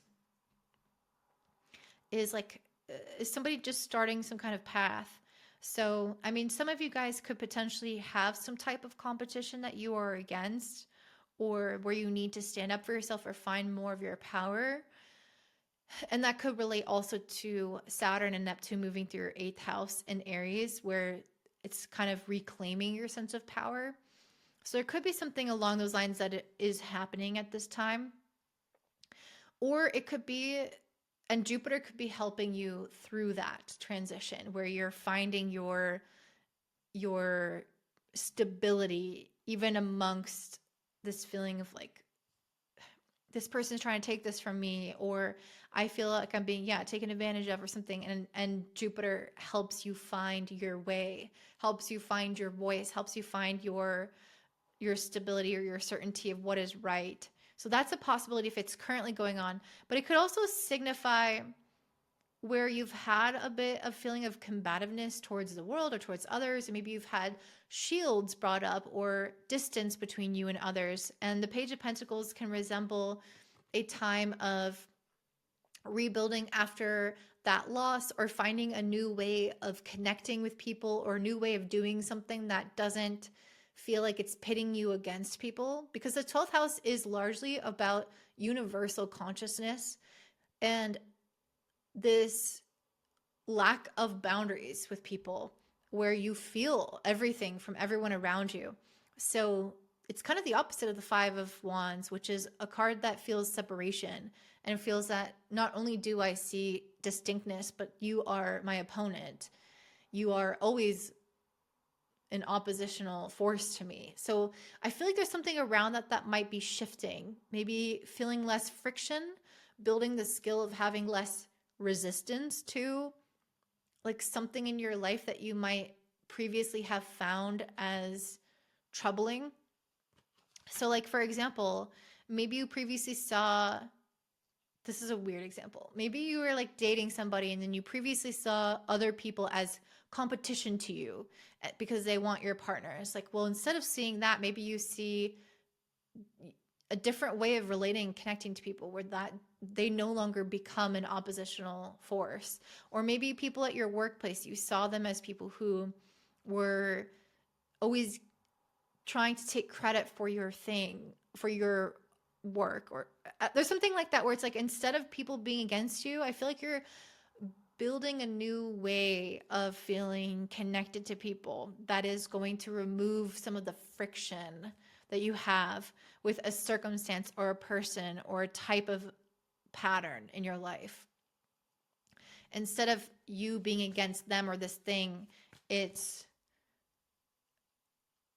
I see where there is an underlying connection between us and a humanity at the core of all of us. And I see that this isn't a competition. And if this is business, for example, it's maybe you saw, oh, it's a dog-eat-dog world and I gotta do this and I got to work super hard to stand out and that. And it's like, what if I just differentiate myself? It's not a competition. It's each an individual representing who they are, and people go towards the individual that resonates with them. So there's something here around building some kind of foundation or going down some kind of path that will allow you to take some of your guard down, or like work with something differently, so that it doesn't feel so like there's so much resistance. Yeah. Okay. I always go a little bit longer for you, Virgo, because I was like, I don't feel like I'm done yet. Spirit, is there another message that goes along with this? Something that I'm not seeing for my Virgo rising or sun? We have the Four of Pentacles reverse. Yeah, like really letting your guard down, the Star, the Knight of Cups, and the Empress. Some of you guys might get into a relationship. I think it's going to change your relationships. It's going to change the way that you invest into people or things. Like, I think that you guys are starting to have faith in humanity in a different way. Or you're going to like meet a connection that is going to make you feel that that people are loving inherently, and that not everyone's against you. Or with the Knight of Cups and Empress, you might find that the world is full of people who are creative and inspiring and that are interesting to you and that are charming, or you might find that you're more of that way. There's something here around seeing opportunity in either creativity or the people around you, or something that you're interested in, instead of seeing walls. Like, I feel like there's this openness happening, a softening and opening happening, that is going to allow magic to come into your life. And there might have to be some destruction in your life to let that happen, with the South Node moving through your 12th. Okay, so I want you guys to ask me a question. I'm going to pull a card related to that. Could be yes or no or something else. Spirit, what's the answer to Virgo's question? Just one card, max 2, to answer Virgo's question. I think you guys are going to get a lot better at not needing to have all the answers, not needing to control everything. We have the Knight of Pentacles in reverse and the King of Cups. I also think that you're going to become more connected. Like, I mean, this is just the same message, but it really feels like you're getting out of a period of being like super isolated. I mean, you could be isolated because Jupiter in the 12th does indicate like a benefit that you get from isolation. So if you are by yourself, like I see you getting into this King of Cups mode of developing a lot spiritually, developing a lot emotionally, really connecting to yourself as a soul, or maybe creating again something, or doing something with like your soul purpose, basically, that's going to really emotionally fulfill you. So it could be something like that. Or for some of you, if you've been really isolated, this could represent feeling more connected to people and getting out of a bout of isolation and tapping more into your heart center. If you've had like a hyper independent kind of personality, this could represent really, yeah, just the softening piece. So I think it's going to be different for different people. It might even be a combination of the two, but that's what I see for you, Virgo. And if you want to track what Jupiter in Leo blessings are coming for you, if you want to see what aspects it's going to make to your personal planets, and really start to figure out the timing of how this affects you on a personal level, then make sure that you join me for my workshop within my membership this month. We're going to be talking about Jupiter in Leo and just Jupiter transits overall. So I will link my Patreon down below if you want to check that out. It's a live workshop and also a pre-recorded lesson that's separate from that. So make sure you check that out, and don't forget to like the video, and have a beautiful day. Bye. All right, up next we have Libra rising in sun. So for you guys, Jupiter moving through Leo is passing through your 11th house for this next year. And the 11th house has a lot to deal with our ability to build some kind of community, to make connections, to feel like we are finding maybe someplace that we belong, or that we are maybe making a name for ourselves online, if it's an online community. But usually there's some element there of connecting more with some type of environment or the people around us. What's interesting is that I pulled the Selkie card as one of your first cards for this interpretation. And the Selkie card in particular talks about feeling like your freedom is limited or that you have certain constraints in your life. And I find that interesting because you guys do have Saturn in Aries, and Saturn often moving through the seventh house can create obligations, especially to other people, duties or responsibilities to people, or taking care of other people that kind of hold you back. I'm not going to lie. Like they require you to maybe stay put in some place or to do stuff that you wouldn't necessarily spend your time doing if it weren't for them. So that is kind of an inherent theme with Saturn moving through your seventh house, moving through Aries. And I'm curious how Jupiter moving into the 11th is going to change that, because maybe some of you guys have been feeling like, okay, I've committed to this person. Maybe you've gotten married, maybe you've had a child, maybe you're taking care of a sick parent, or maybe there's just some other kind of like business contract or some other commitment that has you kind of rooted or has you focusing your energy and attention on something outside of you, basically. And maybe that has felt like you're trying to adjust to that responsibility or to that compromise that you have to make. But as Jupiter moves into Leo, it will eventually come into a trine with Saturn and Aries. And I wonder if it's going to make this kind of responsibility feel easier, feel lighter, or like work for you more in some kind of way. So for example, if you decided, okay, I'm going to commit to this work contract, I'm going to stay in this place. Before I wanted to do travel or do X, Y, and Z. And now I'm going to just, like, let's say you're a travel nurse. Maybe you decide, I'm going to just commit and stay here and maybe not travel around for like a year. And then you're getting a little bit of that itchy feet and you're wondering, I mean, this is just a random example, but, and then you're kind of like wanting your freedom back, or you want to not have to compromise or consider somebody else. And as Jupiter moves into 11th, there's going to be some kind of shift there that I think is going to support your ability to still follow through on these compromises while also feeling like you are authentic to yourself, because the 11th house has that energy, or that you feel like the things that you're committing to, you're creating a sense of belonging or community around it or because of it in some tangential, even indirect way. I don't know. Let's pull some cards and see. You guys might make more friends as well, so it might feel like whatever you are, if you're obligated towards someone, you might just feel like you get more support, that people are doing more to help you, or you feel more that like love from people. And so it doesn't feel like you're on your own in this isolating period of I have to give to these people and not get anything in return from life. So let's see. Spirit, what do you see for, okay, so the Six of Wands, the Queen of Wands in reverse, the Judgment, and then the King of Pentacles in reverse.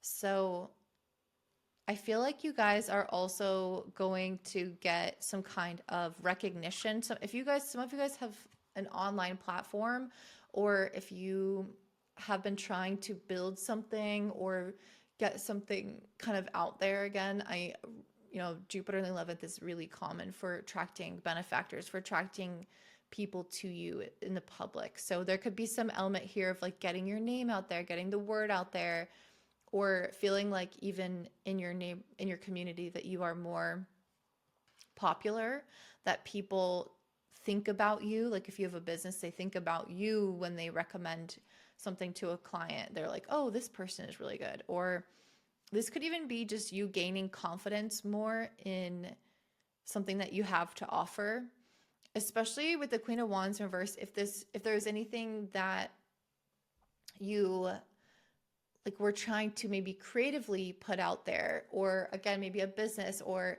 something that required a lot of like self-assuredness. With this card in reverse, I feel like you're coming out of maybe a phase of self-doubt in some kind of way, maybe doubting your decisions. This could also relate to children. Like if you weren't sure, like, did I make the right decision with this? Or am I doing this right? Or am I as good as I could be? I don't know.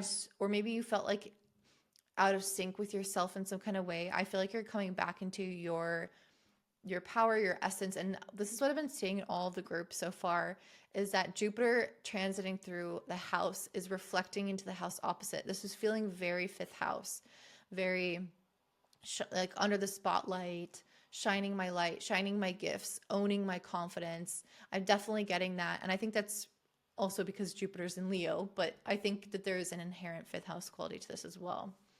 We also have the Judgment and the King of Pentacles in reverse. You guys might make some really big decisions to like uproot or to reduce a commitment. And that was kind of coming up with like this commitment to someone, and then we have freedom, and then Jupiter maybe asking you to take a little bit more care of yourself moving into the sign of Leo.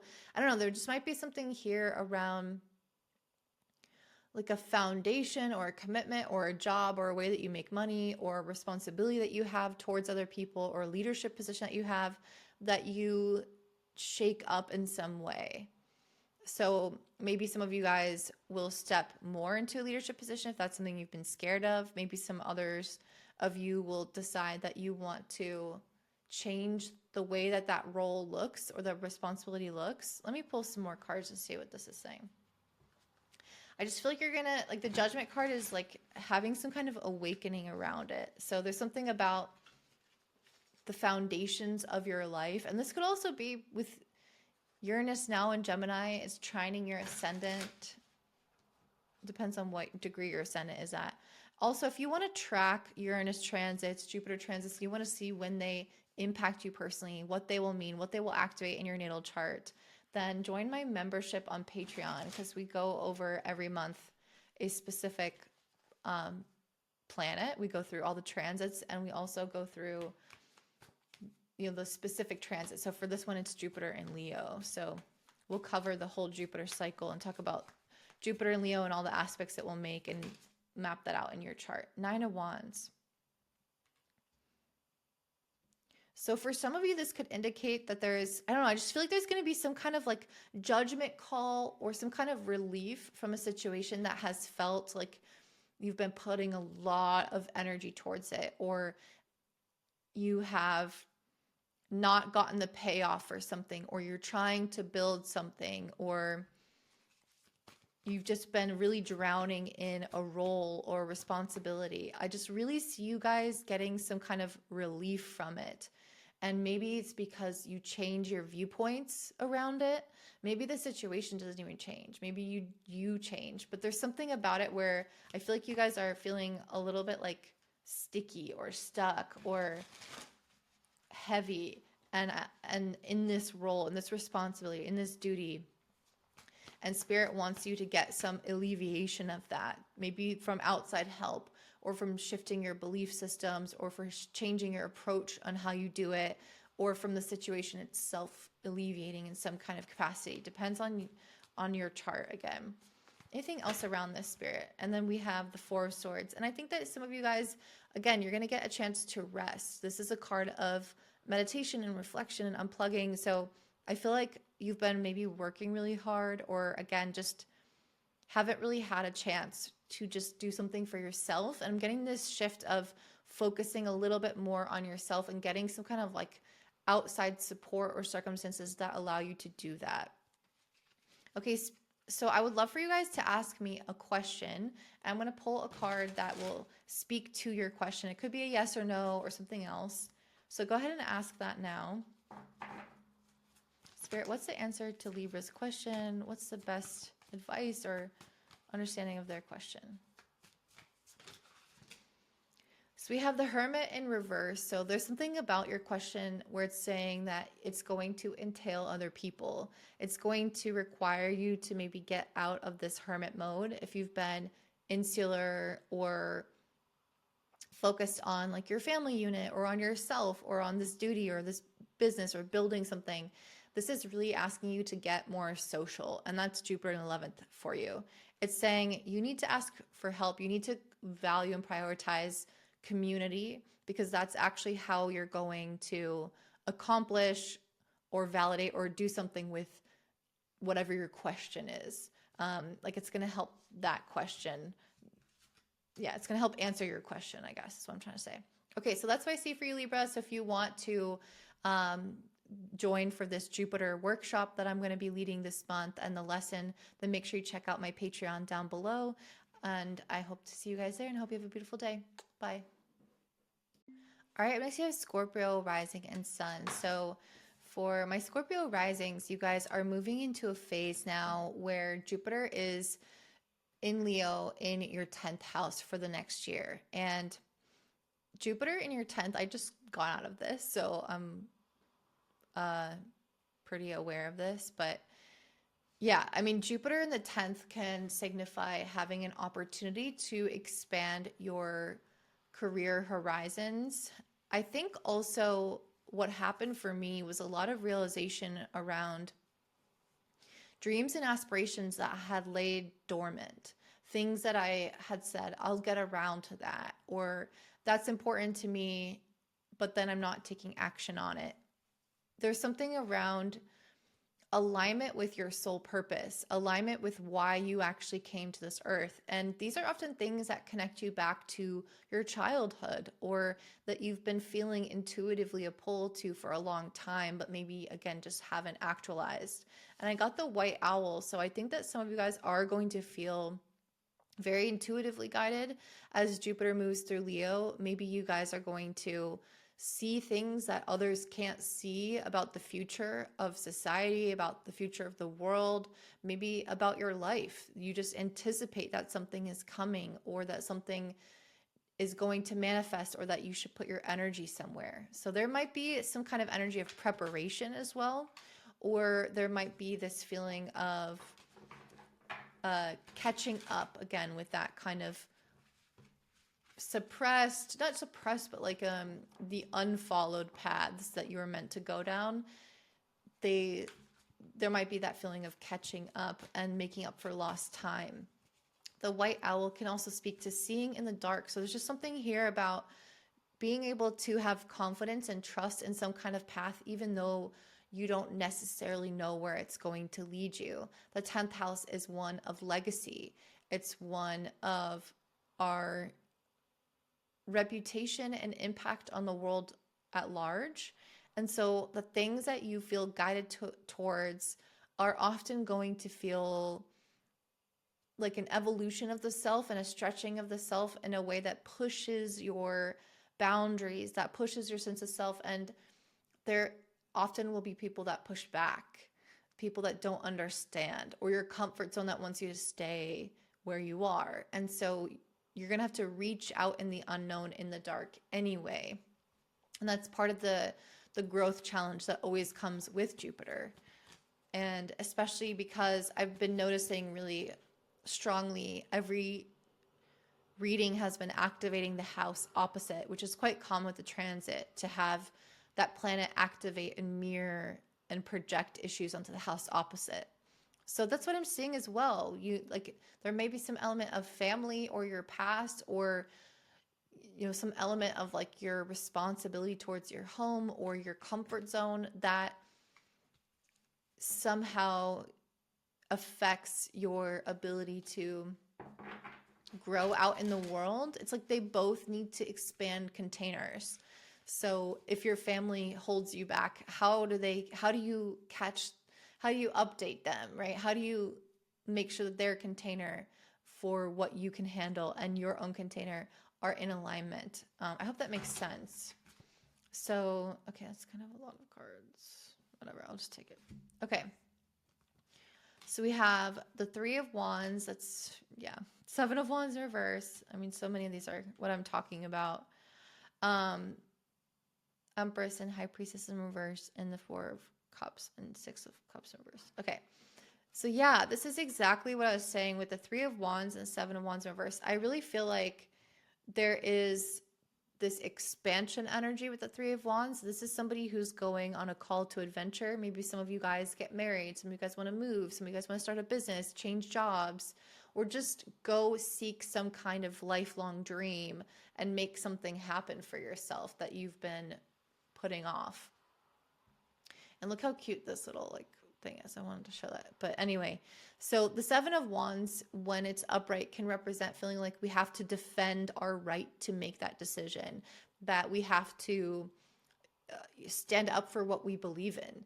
And when it's in reverse, I almost feel like Spirit wants you to just embody the natural talent and traits of somebody who does that thing without feeling like you necessarily have to fight and like the resistance. So I think that there's some element here of, I know that this is the right thing, so I'm going to do it. I don't have to prove myself.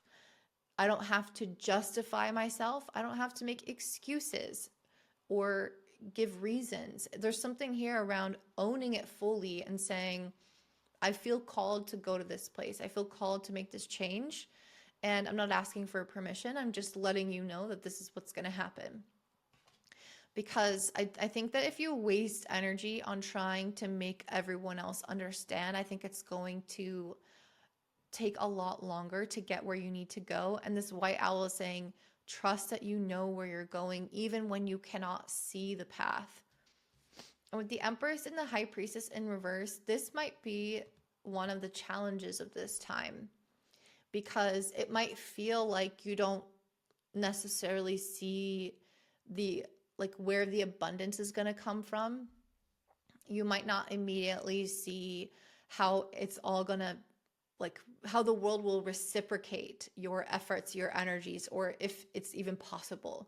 It feels like this kind of big audacious goal, and you're like, is this even possible? And with the High Priestess in reverse, there's a lot that you can't see and that you don't know. But I think that this is Spirit trying to tell you that there is a way. But I just think that people, like your family in particular, or people from your past, I don't know, there's something about this. I just see people like trying to dissuade you, or even like your childhood self. I don't know, I just feel like you're meant to be re-engaging with this childhood dream or whatever this is. And I just feel like people are going to try to make you feel like there's no way that this could lead to abundance. There's no way that this could happen. You don't see how it could happen. And then I could see you guys potentially disengaging with the dream and feeling apathetic and feeling hopeless. So that's what I feel like Spirit wants to warn you about, is that you absolutely can have this thing. I think it will take some time. Life takes time. But I also think that the only way to get there is to move forward confidently, despite the resistance from outside. And it might feel illogical. I think that's the biggest thing, is that it might feel illogical.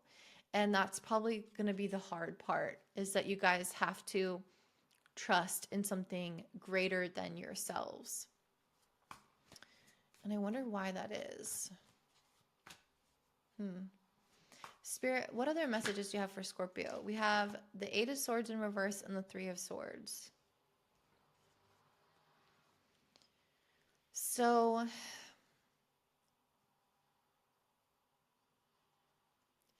I don't know. I think that there may be some things going on this year that are asking you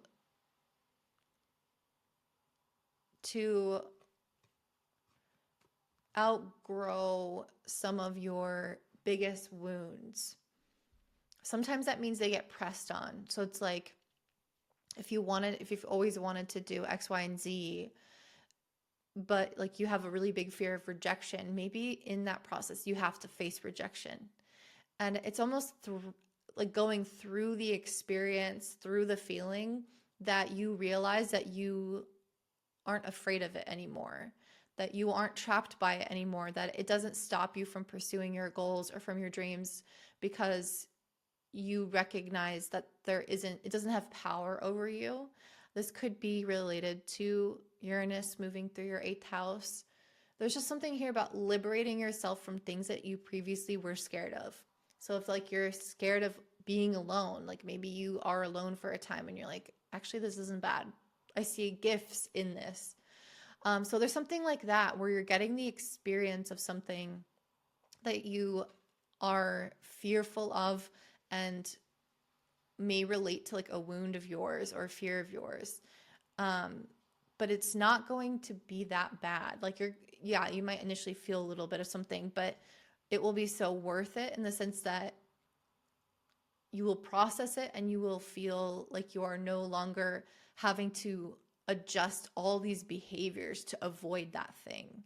So it feels like your world gets bigger because you're no longer having to tiptoe around, again, avoiding this pain or this wound or this fear, because you know that you're not going to get triggered by it again because you're free from it. So there's something really empowering about that. But of course, there could be some discomfort in it as well, at least initially.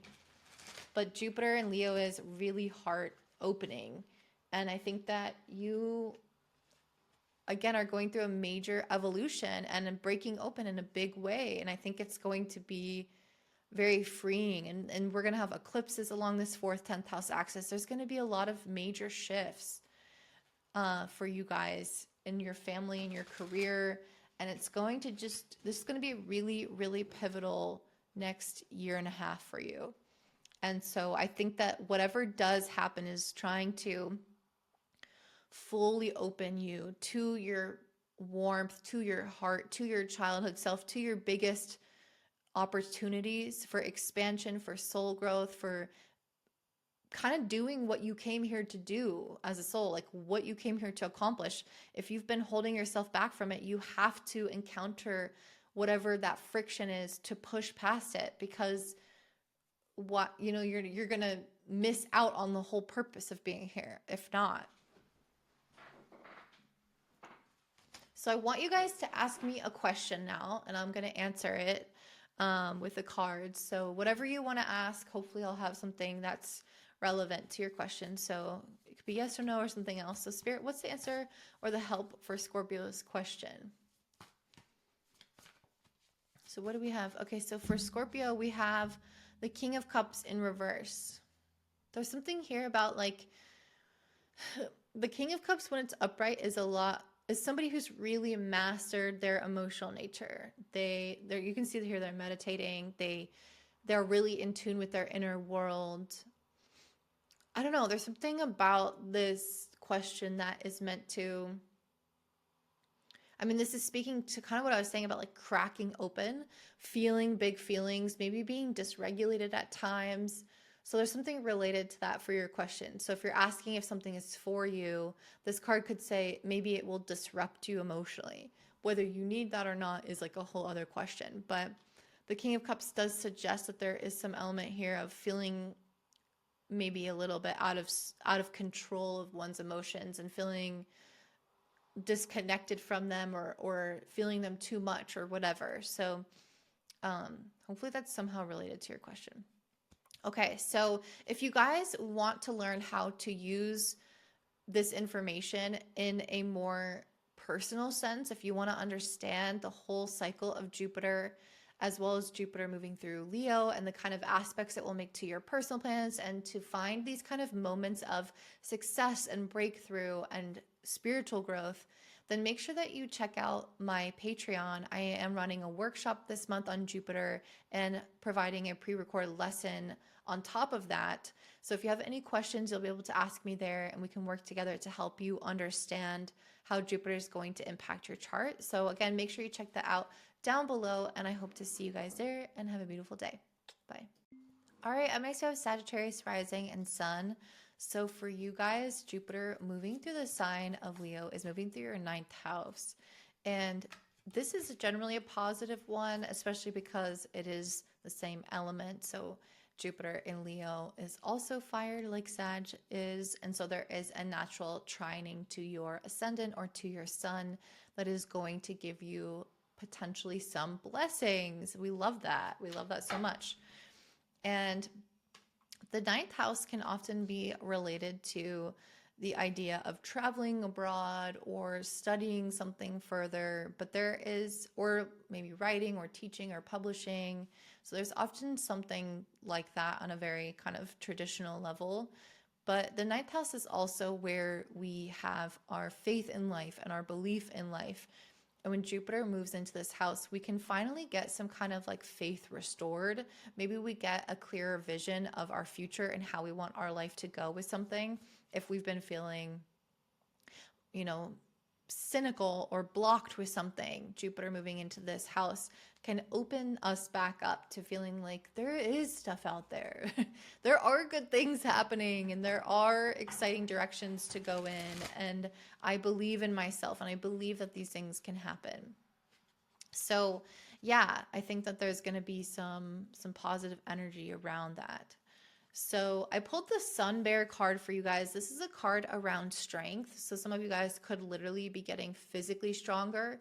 Maybe you've been feeling a little bit low energy, and this card can signify having like your physical resources enhanced in some way. So maybe more vitality, more energy, more sleep, maybe more free time or more work-life balance. There's something here with this Sun Bear card that's indicating the possibility of moving into a phase of growth, and we need resources to do that. So there is something here about physical resources likely being available to you, mental and emotional, spiritual resources likely being available to you, where you feel like, I can do this is possible, I know what I'm doing, kind of thing.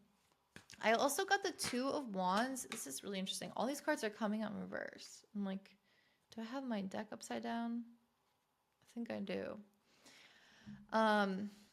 So I'm going to put them upright then.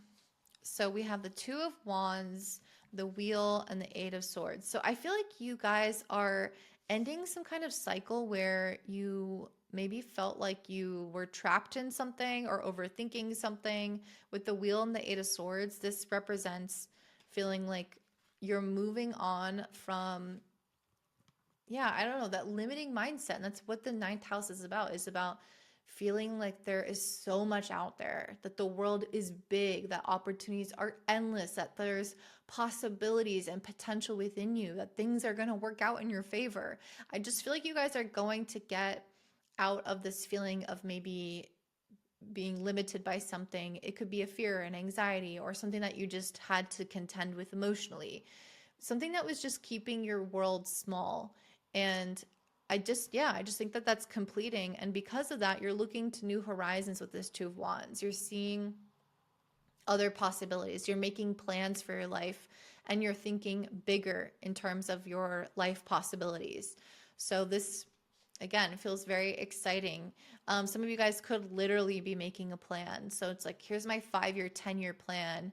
I'm going to get these things in motion now because that's where I want to go in the next 10 years. And maybe you're somebody who doesn't usually have such a long-term plan, but Jupiter is your planetary ruler. So moving into this house, especially into the sign of Leo, it could make you really inspired about things related to your career or your purpose, or kind of more of your creative expression even, or something that you're here to share, like in terms of sharing your gifts with the world, which is very Leo. So Jupiter moving into the sign is activating those inherent gifts and the possibilities within them.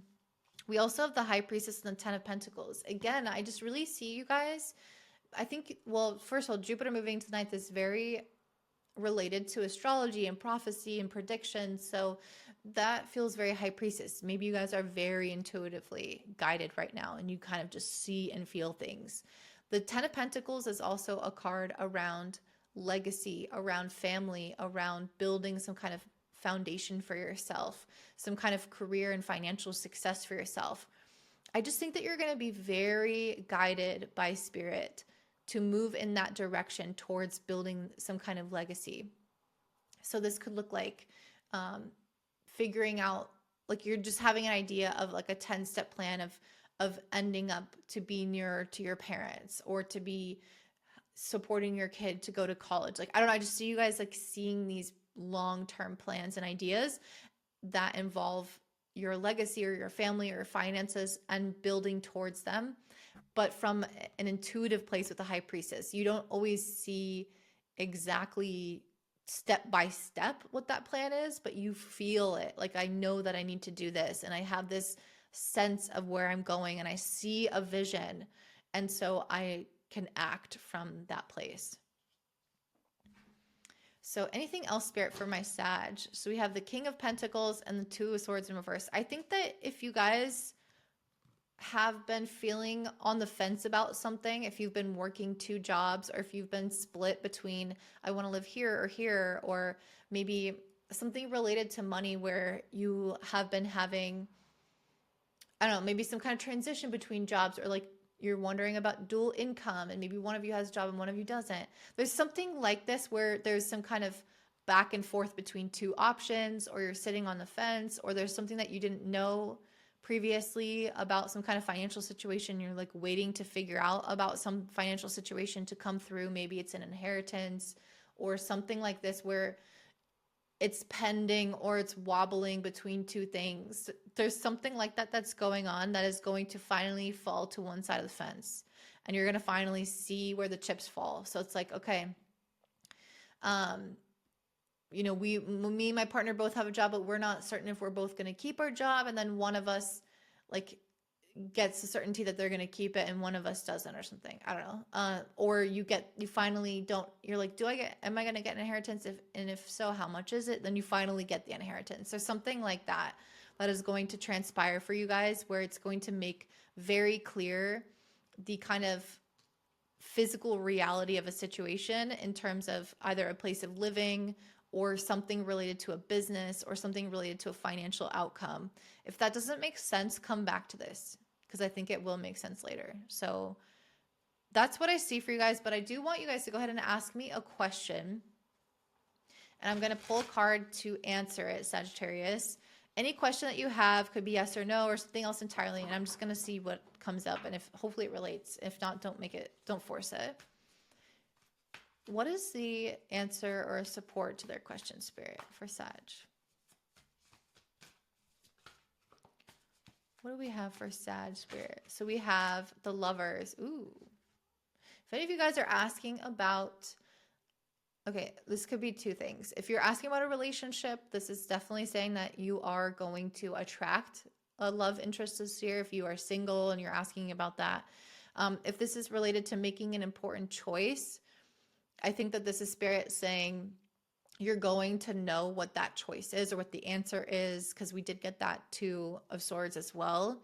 But the Lovers is just this idea of attracting what's right for us. And if there is anything like this in terms of a soulmate career or the right place to live or a best friend or a partner, I really feel you're going to find your match. So whatever your question is, don't worry, you're going to find the right match for that thing. So that's what I see for you, Sag. Before you hop off, I want to let you know that I am running a workshop on Jupiter, which is a very important one for you, because again, Jupiter is your planetary ruler. So if you want to learn about Jupiter transits, if you want to learn deeply about how to look at Jupiter in Leo with your particular natal chart to see when you're going to have these moments of success, when it will trine your ascendant, when you might meet somebody important, then make sure that you check out my membership, and I will help you answer your questions in this workshop and go over everything in your chart. So it's going to be really fun. So make sure you check that out, my Patreon down below, and I hope to see you there, and have a beautiful day. Bye. All right, next you have Capricorn rising and sun. Jupiter moving through the sign of Leo for you is moving through your 8th house. And this is a house related to other people's resources. And it's funny because I pulled the Rabbit and the Fox, which is a card that speaks about generosity.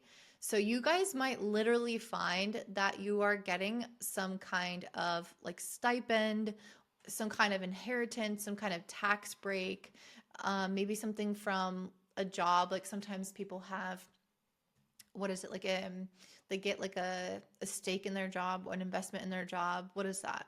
Let me know in the comments. And then you kind of get the dividends from that. There's something around that where you're getting some kind of payment, I think, from other people.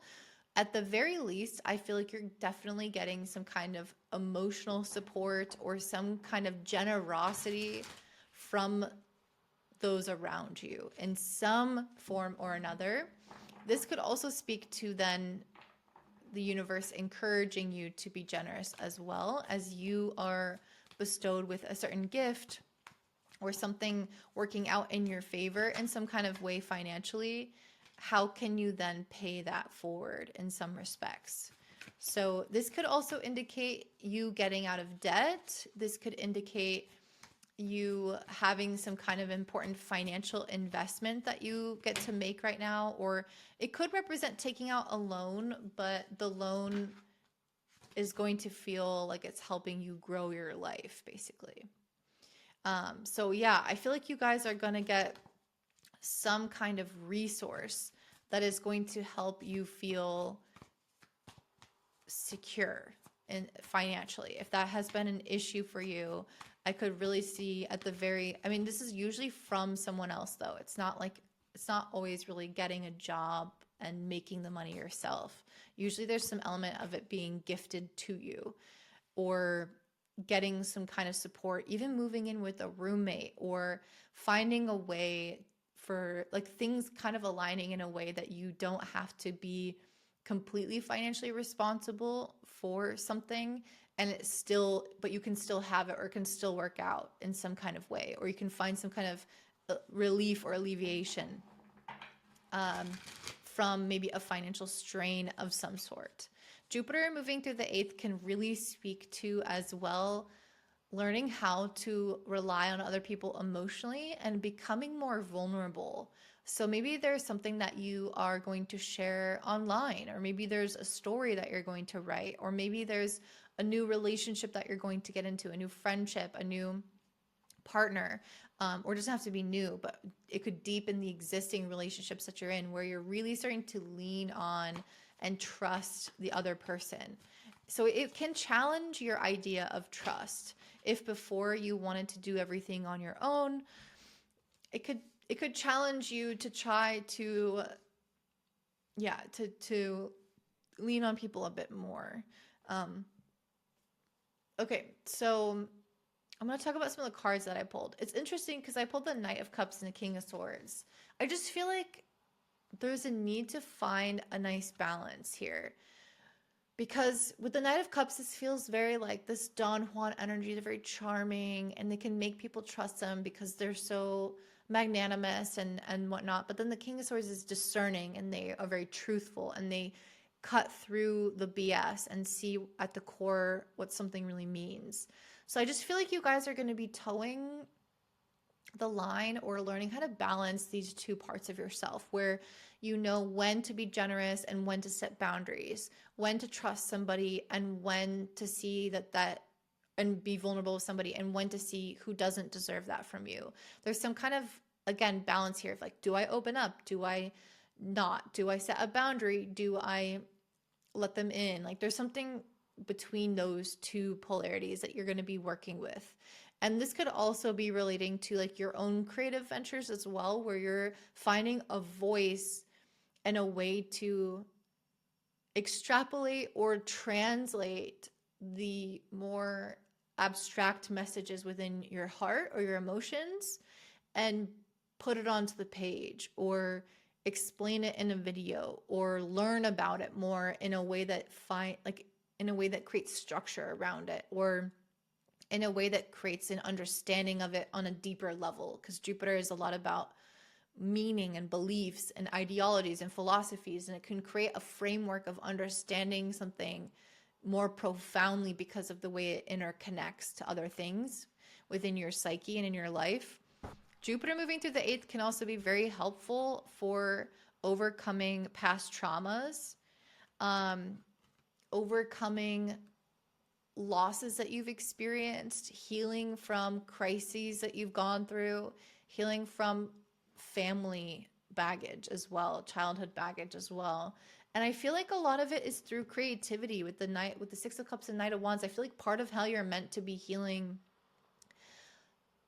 trauma in our life, even if it's little t trauma, is through some kind of creative venture, where you might be drawing, you might be dancing, you might be playing the drums, and you let out this kind of emotive energy that moves things through you, so that you're not holding on to them anymore. And Jupiter is really, really going to be this cathartic like process for you over this next year. So this is very, very, very encouraging to use your creative ventures of some sort to to move the energy.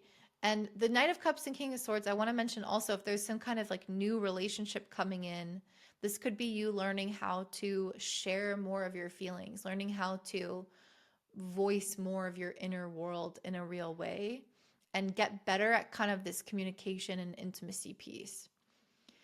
We also have the Hierophant, the Nine of Pentacles in reverse, and Ace of Swords in reverse. So some of you guys could get married. I mean, the Hierophant speaks to a tradition. Doesn't have to be. This could also be, there's usually just an element of like a formal structure or tradition or a membership or like a community element of something with the Hierophant that can be relevant here. But next to the Nine of Pentacles in reverse and the Ace of Swords in reverse, I don't know, I just feel like you guys have been doing things on your own when you can have the support of some existing tradition or some existing community or some existing like institution or something. I just feel like you guys don't need to do it on your own. There's some kind of like built-in way of doing something that's like, oh, just do this. Instead of trying to buy a house on your own, go to a realtor and they can do everything for you and with you, and they can tell you all the things to watch out for and this and that. Because if you try to do it on your own, I don't know, it just feels like you're not going to have all the answers with the Ace of Swords in reverse. There's something about hyper independence is going to backfire, not to carry a threat, but it's just more so like you're just not gonna, it's not gonna be easy for you, and you're not gonna want to do it like that. So the Hierophant represents the commitment or an institution or an existing program of some sort, or maybe even a teacher or something that can help guide you through something. So if you want to create a will, you go to a lawyer. If you want to get married, you do it at the courthouse. I don't know, I'm just giving random examples. But there's something here around doing it the traditional way, or like using the existing resources and people and foundations and things that are set up for that is going to really help you. Hopefully that makes sense. If you're like, I really want to pay off debt, maybe there is a specific like program or something that helps with that. Not that I'm recommending that, because I don't know if that is the case, but there's something like that. Okay, so go ahead and ask me a question, because I'm going to pull a card in response. Could be yes or no or something else. Go ahead and ask that question. Spirit, what answer do you have for Capricorn? So we have the Temperance. Ooh, interesting. So this card wanted to come out upright because it was originally reversed and it flipped upright. So this card speaks of healing, first of all. So some of you guys are going to go through some major healing that is going to help you with whatever question you're asking about. Temperance also speaks to patience and to taking moderate action and not trying to rush, not trying to force, because there is some kind of divine timing at play and you don't want to go overboard with something. So this is also speaking to your question. If you want something and you're like, when is it going to happen? This is saying be patient, don't rush it, don't force it, but also moderate action, balance, not spending too much, not doing too much. It's this right amount of effort, right amount of money, right amount of time kind of thing. So that's what I see for you, Capricorn. If you are interested in learning how to track Jupiter in Leo for yourself, if you want to see what planets is going to aspect in your birth chart and what that will call from you at that time. Maybe it will force you into a period of growth. Maybe it will give you a financial blessing and you want to make predictions around that for yourself and actually see that come to pass. Then check out my workshop, which I'm going to be leading in my membership Patreon down below.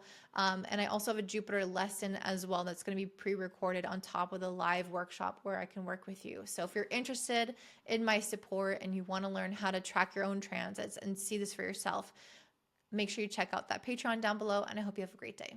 Bye. All right, next we have Aquarius, rising, and sun. So for you, Aquarius, you are having Jupiter in Leo moving through your 7th house. And this is often a time where we can have an opportunity for relationship growth. So maybe you meet somebody new, maybe you decide that you want to leave existing relationships that don't really work for you. Growth looks different for different people. So if you've been in the wrong kind of relationship, if you keep dating the wrong kinds of people, if you have trouble with communication in relationships, boundaries in relationships, if there's something that you need to work on, Jupiter moving through this house can help make that happen. It can also indicate the ability for growth to happen to our partner. So if you are married, there can be an opportunity that comes for them. So maybe they have growth within their business, or maybe they get hired if they've been out of work, or they get promoted within a company if they already work there. So there's something like this that can happen for you guys, or for your partner, I should say.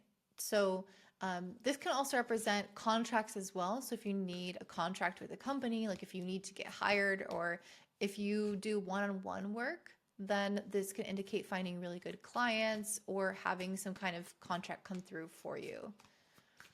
So I pulled the gift card as one of your first cards, and this signifies in this deck something around, it basically is talking about retreating if something is giving you bad energy. So there's something here around knowing when to disengage. And this could potentially be speaking to creating greater wisdom around relationships in any way. So do I fight for this thing, or do I let it go?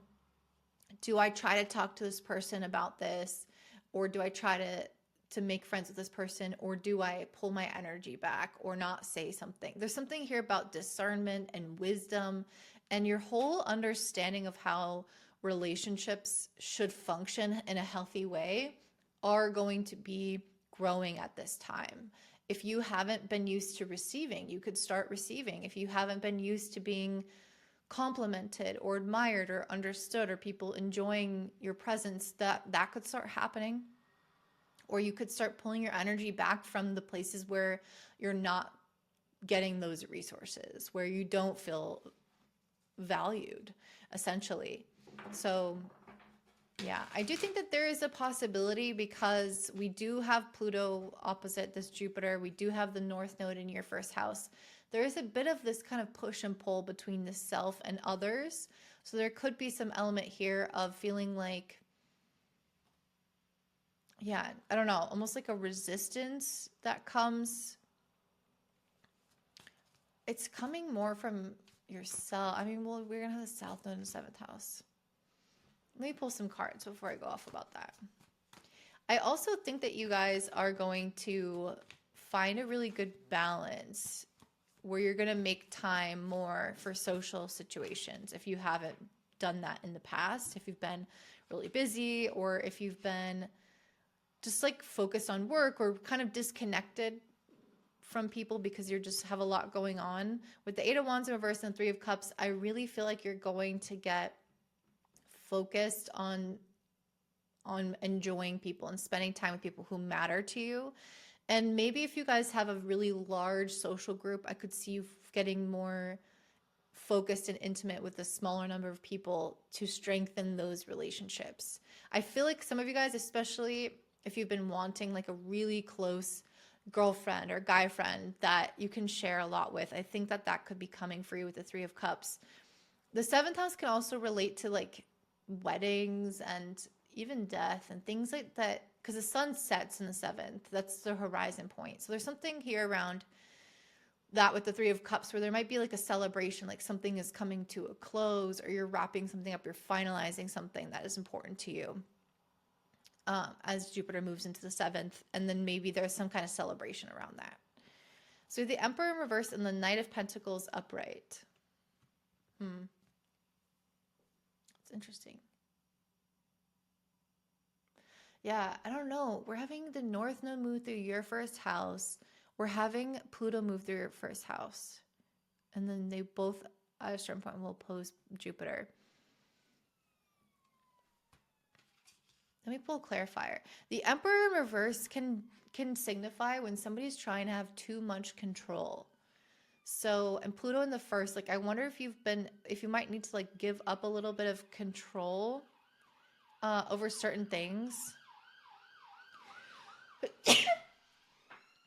or learn how to have power in a way that is like learning how to have power in a way that is like beneficial to everybody, or is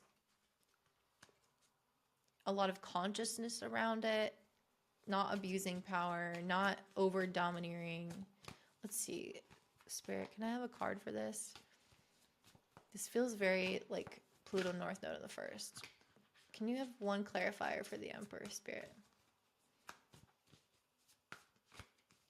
I also wonder, the Magician, what is going on here? I don't know, there's some serious energy in the area centered around you. And we do have the South Node moving to the 7th, and we have Jupiter there as well. So it's like, I feel like people are going to kind of support you, or like be around you, like revolving around you almost. There's something like that. And I think that maybe you are going potentially through a process of deconstructing with the Emperor in reverse and with Pluto in that house. There might be some deconstructing of like previous roles, previous responsibilities, or like expectations, and stepping into something else, or building something else, or tweaking those roles and expectations. So yeah, I don't know. I feel like you guys are like coming really into your, like you're really developing your natural talents with this Magician card, and relationships play a very key role in that. With Jupiter being in Leo, they reflect something back to you. They help you see, this is what you're good at. Don't waste your time doing this and following these rules and trying to be rigid and controlling yourself and controlling this narrative or whatever. It's like, instead, lean into this thing that you're good at and allow people to, again, reflect to you where there is a growth opportunity, where there is abundance, where there is a natural talent or resource that you can tap into. Because I feel like that's something that you can really build on with the Knight of Pentacles, and you should continue to put your effort there instead of trying to like hold on to an existing idea of what something should be or should look like within your life.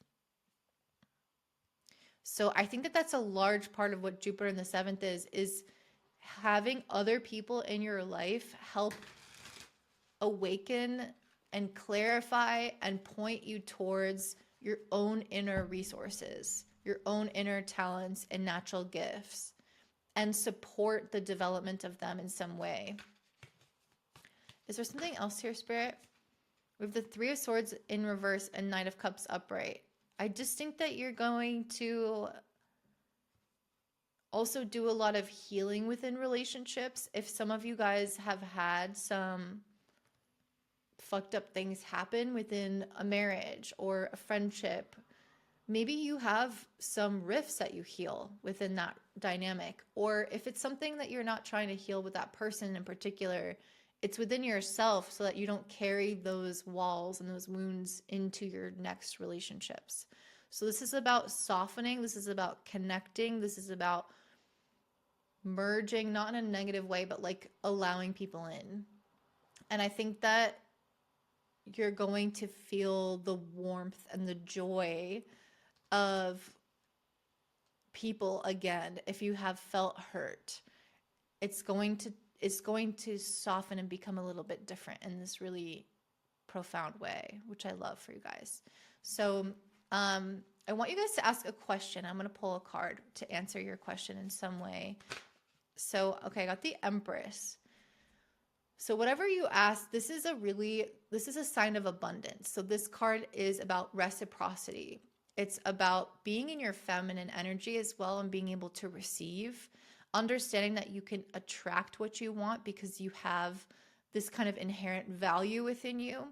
So there's something about this where the universe is saying you have everything that you need. You are abundant. You deserve to be showered in gifts, to be given the thing that you want. without having to force and push and make it all happen yourself. So there's something about being in your feminine energy that will help you with whatever that question was. So that's what I see for you, Aquarius. Before you head off, I want to let you know that I do have a Jupiter workshop within my Patreon, my membership, and we're going to be running it live this month. I also have a pre-recorded lesson that's going to go up soon as well. And I'm going to help you guys track how to actually look at Jupiter transits in your chart. Is it going to make some kind of aspect to a planet? That could be a time of abundance. That could be a time where you meet somebody, a time where you should go and launch something within a business, or to put yourself out there on a dating site if you're still single or something like that. So if you are interested in actually learning how to work with transits within your own personal chart so you can make your own predictions and plans and whatnot, then make sure you check out my membership down below, because we'll be doing that together. I hope to see you there, and I hope you have a beautiful day. Bye. All right, and last but not least, we have Pisces rising and sun. So for you guys, Jupiter for Pisces rising will move through your 6th house when it's moving through Leo. And so some of you guys may have an opportunity to bring about greater healing, either mentally or physically, into your life. Jupiter in the 6th can also indicate improving something around your work or your routine. So if you've been out of work, or if you've been really off in terms of your sleep schedule or your diet or your exercise or your work-life balance, Jupiter moving into the 6th can provide some kind of relief around that in particular. But we do have a lot of reflection into the 12th house. I've been noticing for all the groups, the house opposite the one that Jupiter moves through is activated. So I think that makes sense, because I pulled the Raven card, which is a card that speaks, of course, about, you know, death and passing and letting things go. But this card also speaks specifically about being kind of resourceful and crafty and using the tools to your advantage. So I think that there are multiple messages here. I think Jupiter moving through the 6th is saying, yeah, get kind of scrappy, get resourceful, look at your environment, look at what's at your disposal to be able to make the most out of your time. So Jupiter in the 6th could be, you know, can you be more productive with less time and effort? Like, can you think about more like the sustainability factor of something? Can you stretch your money? Can you maybe like work another job and save money on the side? This is not a lot about doing a lot more, though Jupiter often does like to expand things. I'm just getting more of a wisdom here, because Jupiter's also helps us with our belief system. So it can help us create a better perspective and belief around work, so that we understand how to, again, get more from less, if that makes sense. And I think that there may be a process of having to like operate on less, maybe less energy. Maybe there's things that are leaving your life and a lot of transitions that you are going through with this 12th house activation. Maybe you guys are going through a deep spiritual awakening, and energetically you just don't have as much available to show up with. Or maybe you're maybe you just need like more capacity to work on things that bring you joy, or that feel playful, or that are uplifting and kind of restore your soul. So there's something here around not having to be so, I work so hard. It's like, how do we make more with less? Because life is meant to be lived in a little bit more of a magical sense. And this might be difficult with Saturn moving through the 2nd. Its funds could potentially be tight. That could still be an issue for some of you, not for all of you. But I feel like the spirit wants you to spend less money and still have time for joy or play or for magic. I see that with the 3 of Cups and the Knight of Cups. Like, this feels very celebratory. This feels very interconnected. This feels very creative. This feels very excited and inspired by life, and leaving time again for hobbies or for loved ones or for exploring spiritual interests or creative interests. And yeah, I think Jupiter in the 6th is going to help you kind of rework your life so that fits into it, so that it's not just all about how you can show up for others, but also how you can play and show up for yourself, and take care of yourself in a better way, in a soul way. Like, I get time to meditate now. I have time to rest now. I have time to work out now. Like, there's something about that that's important. What else, Spirit? We have death and rebirth. Yeah, I was definitely getting that with the Raven card and with the North Node moving through your 12th. You guys are definitely going to go through some kind of process of rebirth, and letting something go in that process. So that's why I'm like, you really need, I feel like you're really going to need all of the energy that you can get, and pouring into yourself as much as you can on a soul level, because there's so much transforming that, yeah, I don't know, I was talking to my friend the other day about, I'm just very tired because I'm going through a lot right now, but part of it is like when you're like this, or when you're even physically, when you're going through like a survival moment, your blood isn't flowing as much to your extremities. It's going to your heart to sustain the most important organ. So there's something like that of, how can you centralize the energy? How can you prioritize? How can you like not engage as much in things that are maybe not as useful for you? Some of you guys might be quite busy with Jupiter moving to the 6th and Saturn in the 2nd, but I feel like the wisdom of this transit is to only busy yourself with the things that can really get you far. I think the shadow of this transit is to busy yourself with a lot of random things, or a lot of stuff for other people, or again, accepting crumbs and doing things that aren't going to really move the needle, and watching that waste your time and energy away. And then when you get to a point of an impasse where you need the energy, when you're going through a death and rebirth, or you're letting something go and there's a major development in your life, if you've got all these open tabs and duties and things to other people, it's going to really clarify that for you. And you're going to see that there's something not working.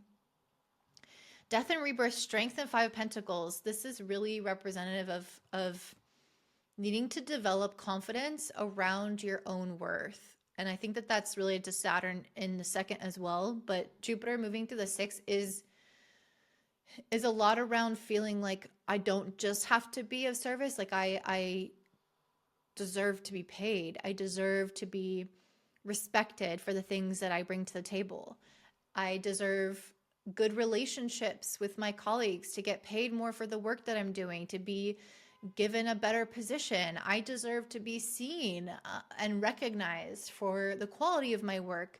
And the strength in the 5 Pentacles can suggest that you maybe have withstanded kind of crumbs a little bit too much, or like not getting enough recognition or appreciation or admiration. And this is saying that this is trying to help you revitalize yourself and have, yeah, like transform that energy, so that instead you start to have more entitlement and pride in the things that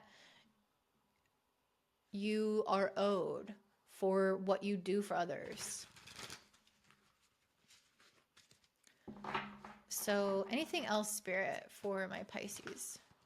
So we have the Knight of Swords and the 5 of Swords. Yeah, I feel like this is really saying if you are rushing through life and you have a lot on your plate and you're doing a lot of stuff for other people and you don't have proper boundaries, this is really going to stress you out. I really feel like this is trying to tell you to pare back and prioritize and focus on your like things that you do for yourself that make you feel really good.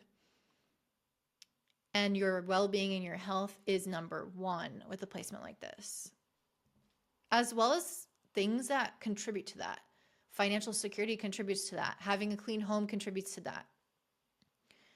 Having healthy relationships contributes to that. So those are things that you want to prioritize, of course, as well. Okay, so I want you guys to go ahead and ask me a question. I'm going to pull a card related to it. Okay, everyone else got one card and you got three. So we got the Queen of Wands, the Seven of Wands, and the Hangman in reverse. So I think that you guys are here to kind of the Hangman just I was gonna say you're here to like fight for what you deserve. But I'm almost getting with the Hangman in reverse this feeling of like you don't have to fight it, you just have to solidly embody what you deserve and know it, and the world will like center around you. So if you have a creative idea that's really worthwhile, or if you are a really kind person and you're funny and you have a lot to offer, like there's something like this, it's like you're bringing a lot of vivaciousness and energy and charm and intuition and insight into the table with something, and the universe is saying own that fully, but don't feel like you have to fight to own it, which there could be a little bit of that storyline going on this year. So if you're asking a specific question, it's saying if there is a talent embedded somewhere in that question, fully owning what that is and recognizing like your personal power within that. So that's what I'm seeing for you, Pisces. I am leading a workshop on Jupiter in Leo. I also am going to have a pre-recorded lesson on all Jupiter transits and your Jupiter cycle and how to track that in your chart. So if you want to understand when you're going to have your success cycles, when certain things are happening for you personally within your chart, and how to make predictions, and also how to manifest and work with the energy of Jupiter, which is your planetary ruler and a significant transit for you, then make sure that you check out my membership, my Patreon down below for that workshop. And of course, you can ask me all your questions and we can take a look at your chart and map things out for you in a beautiful way. So I hope to see you there and have a great one. Don't forget to like, comment, and subscribe, and take care. Bye.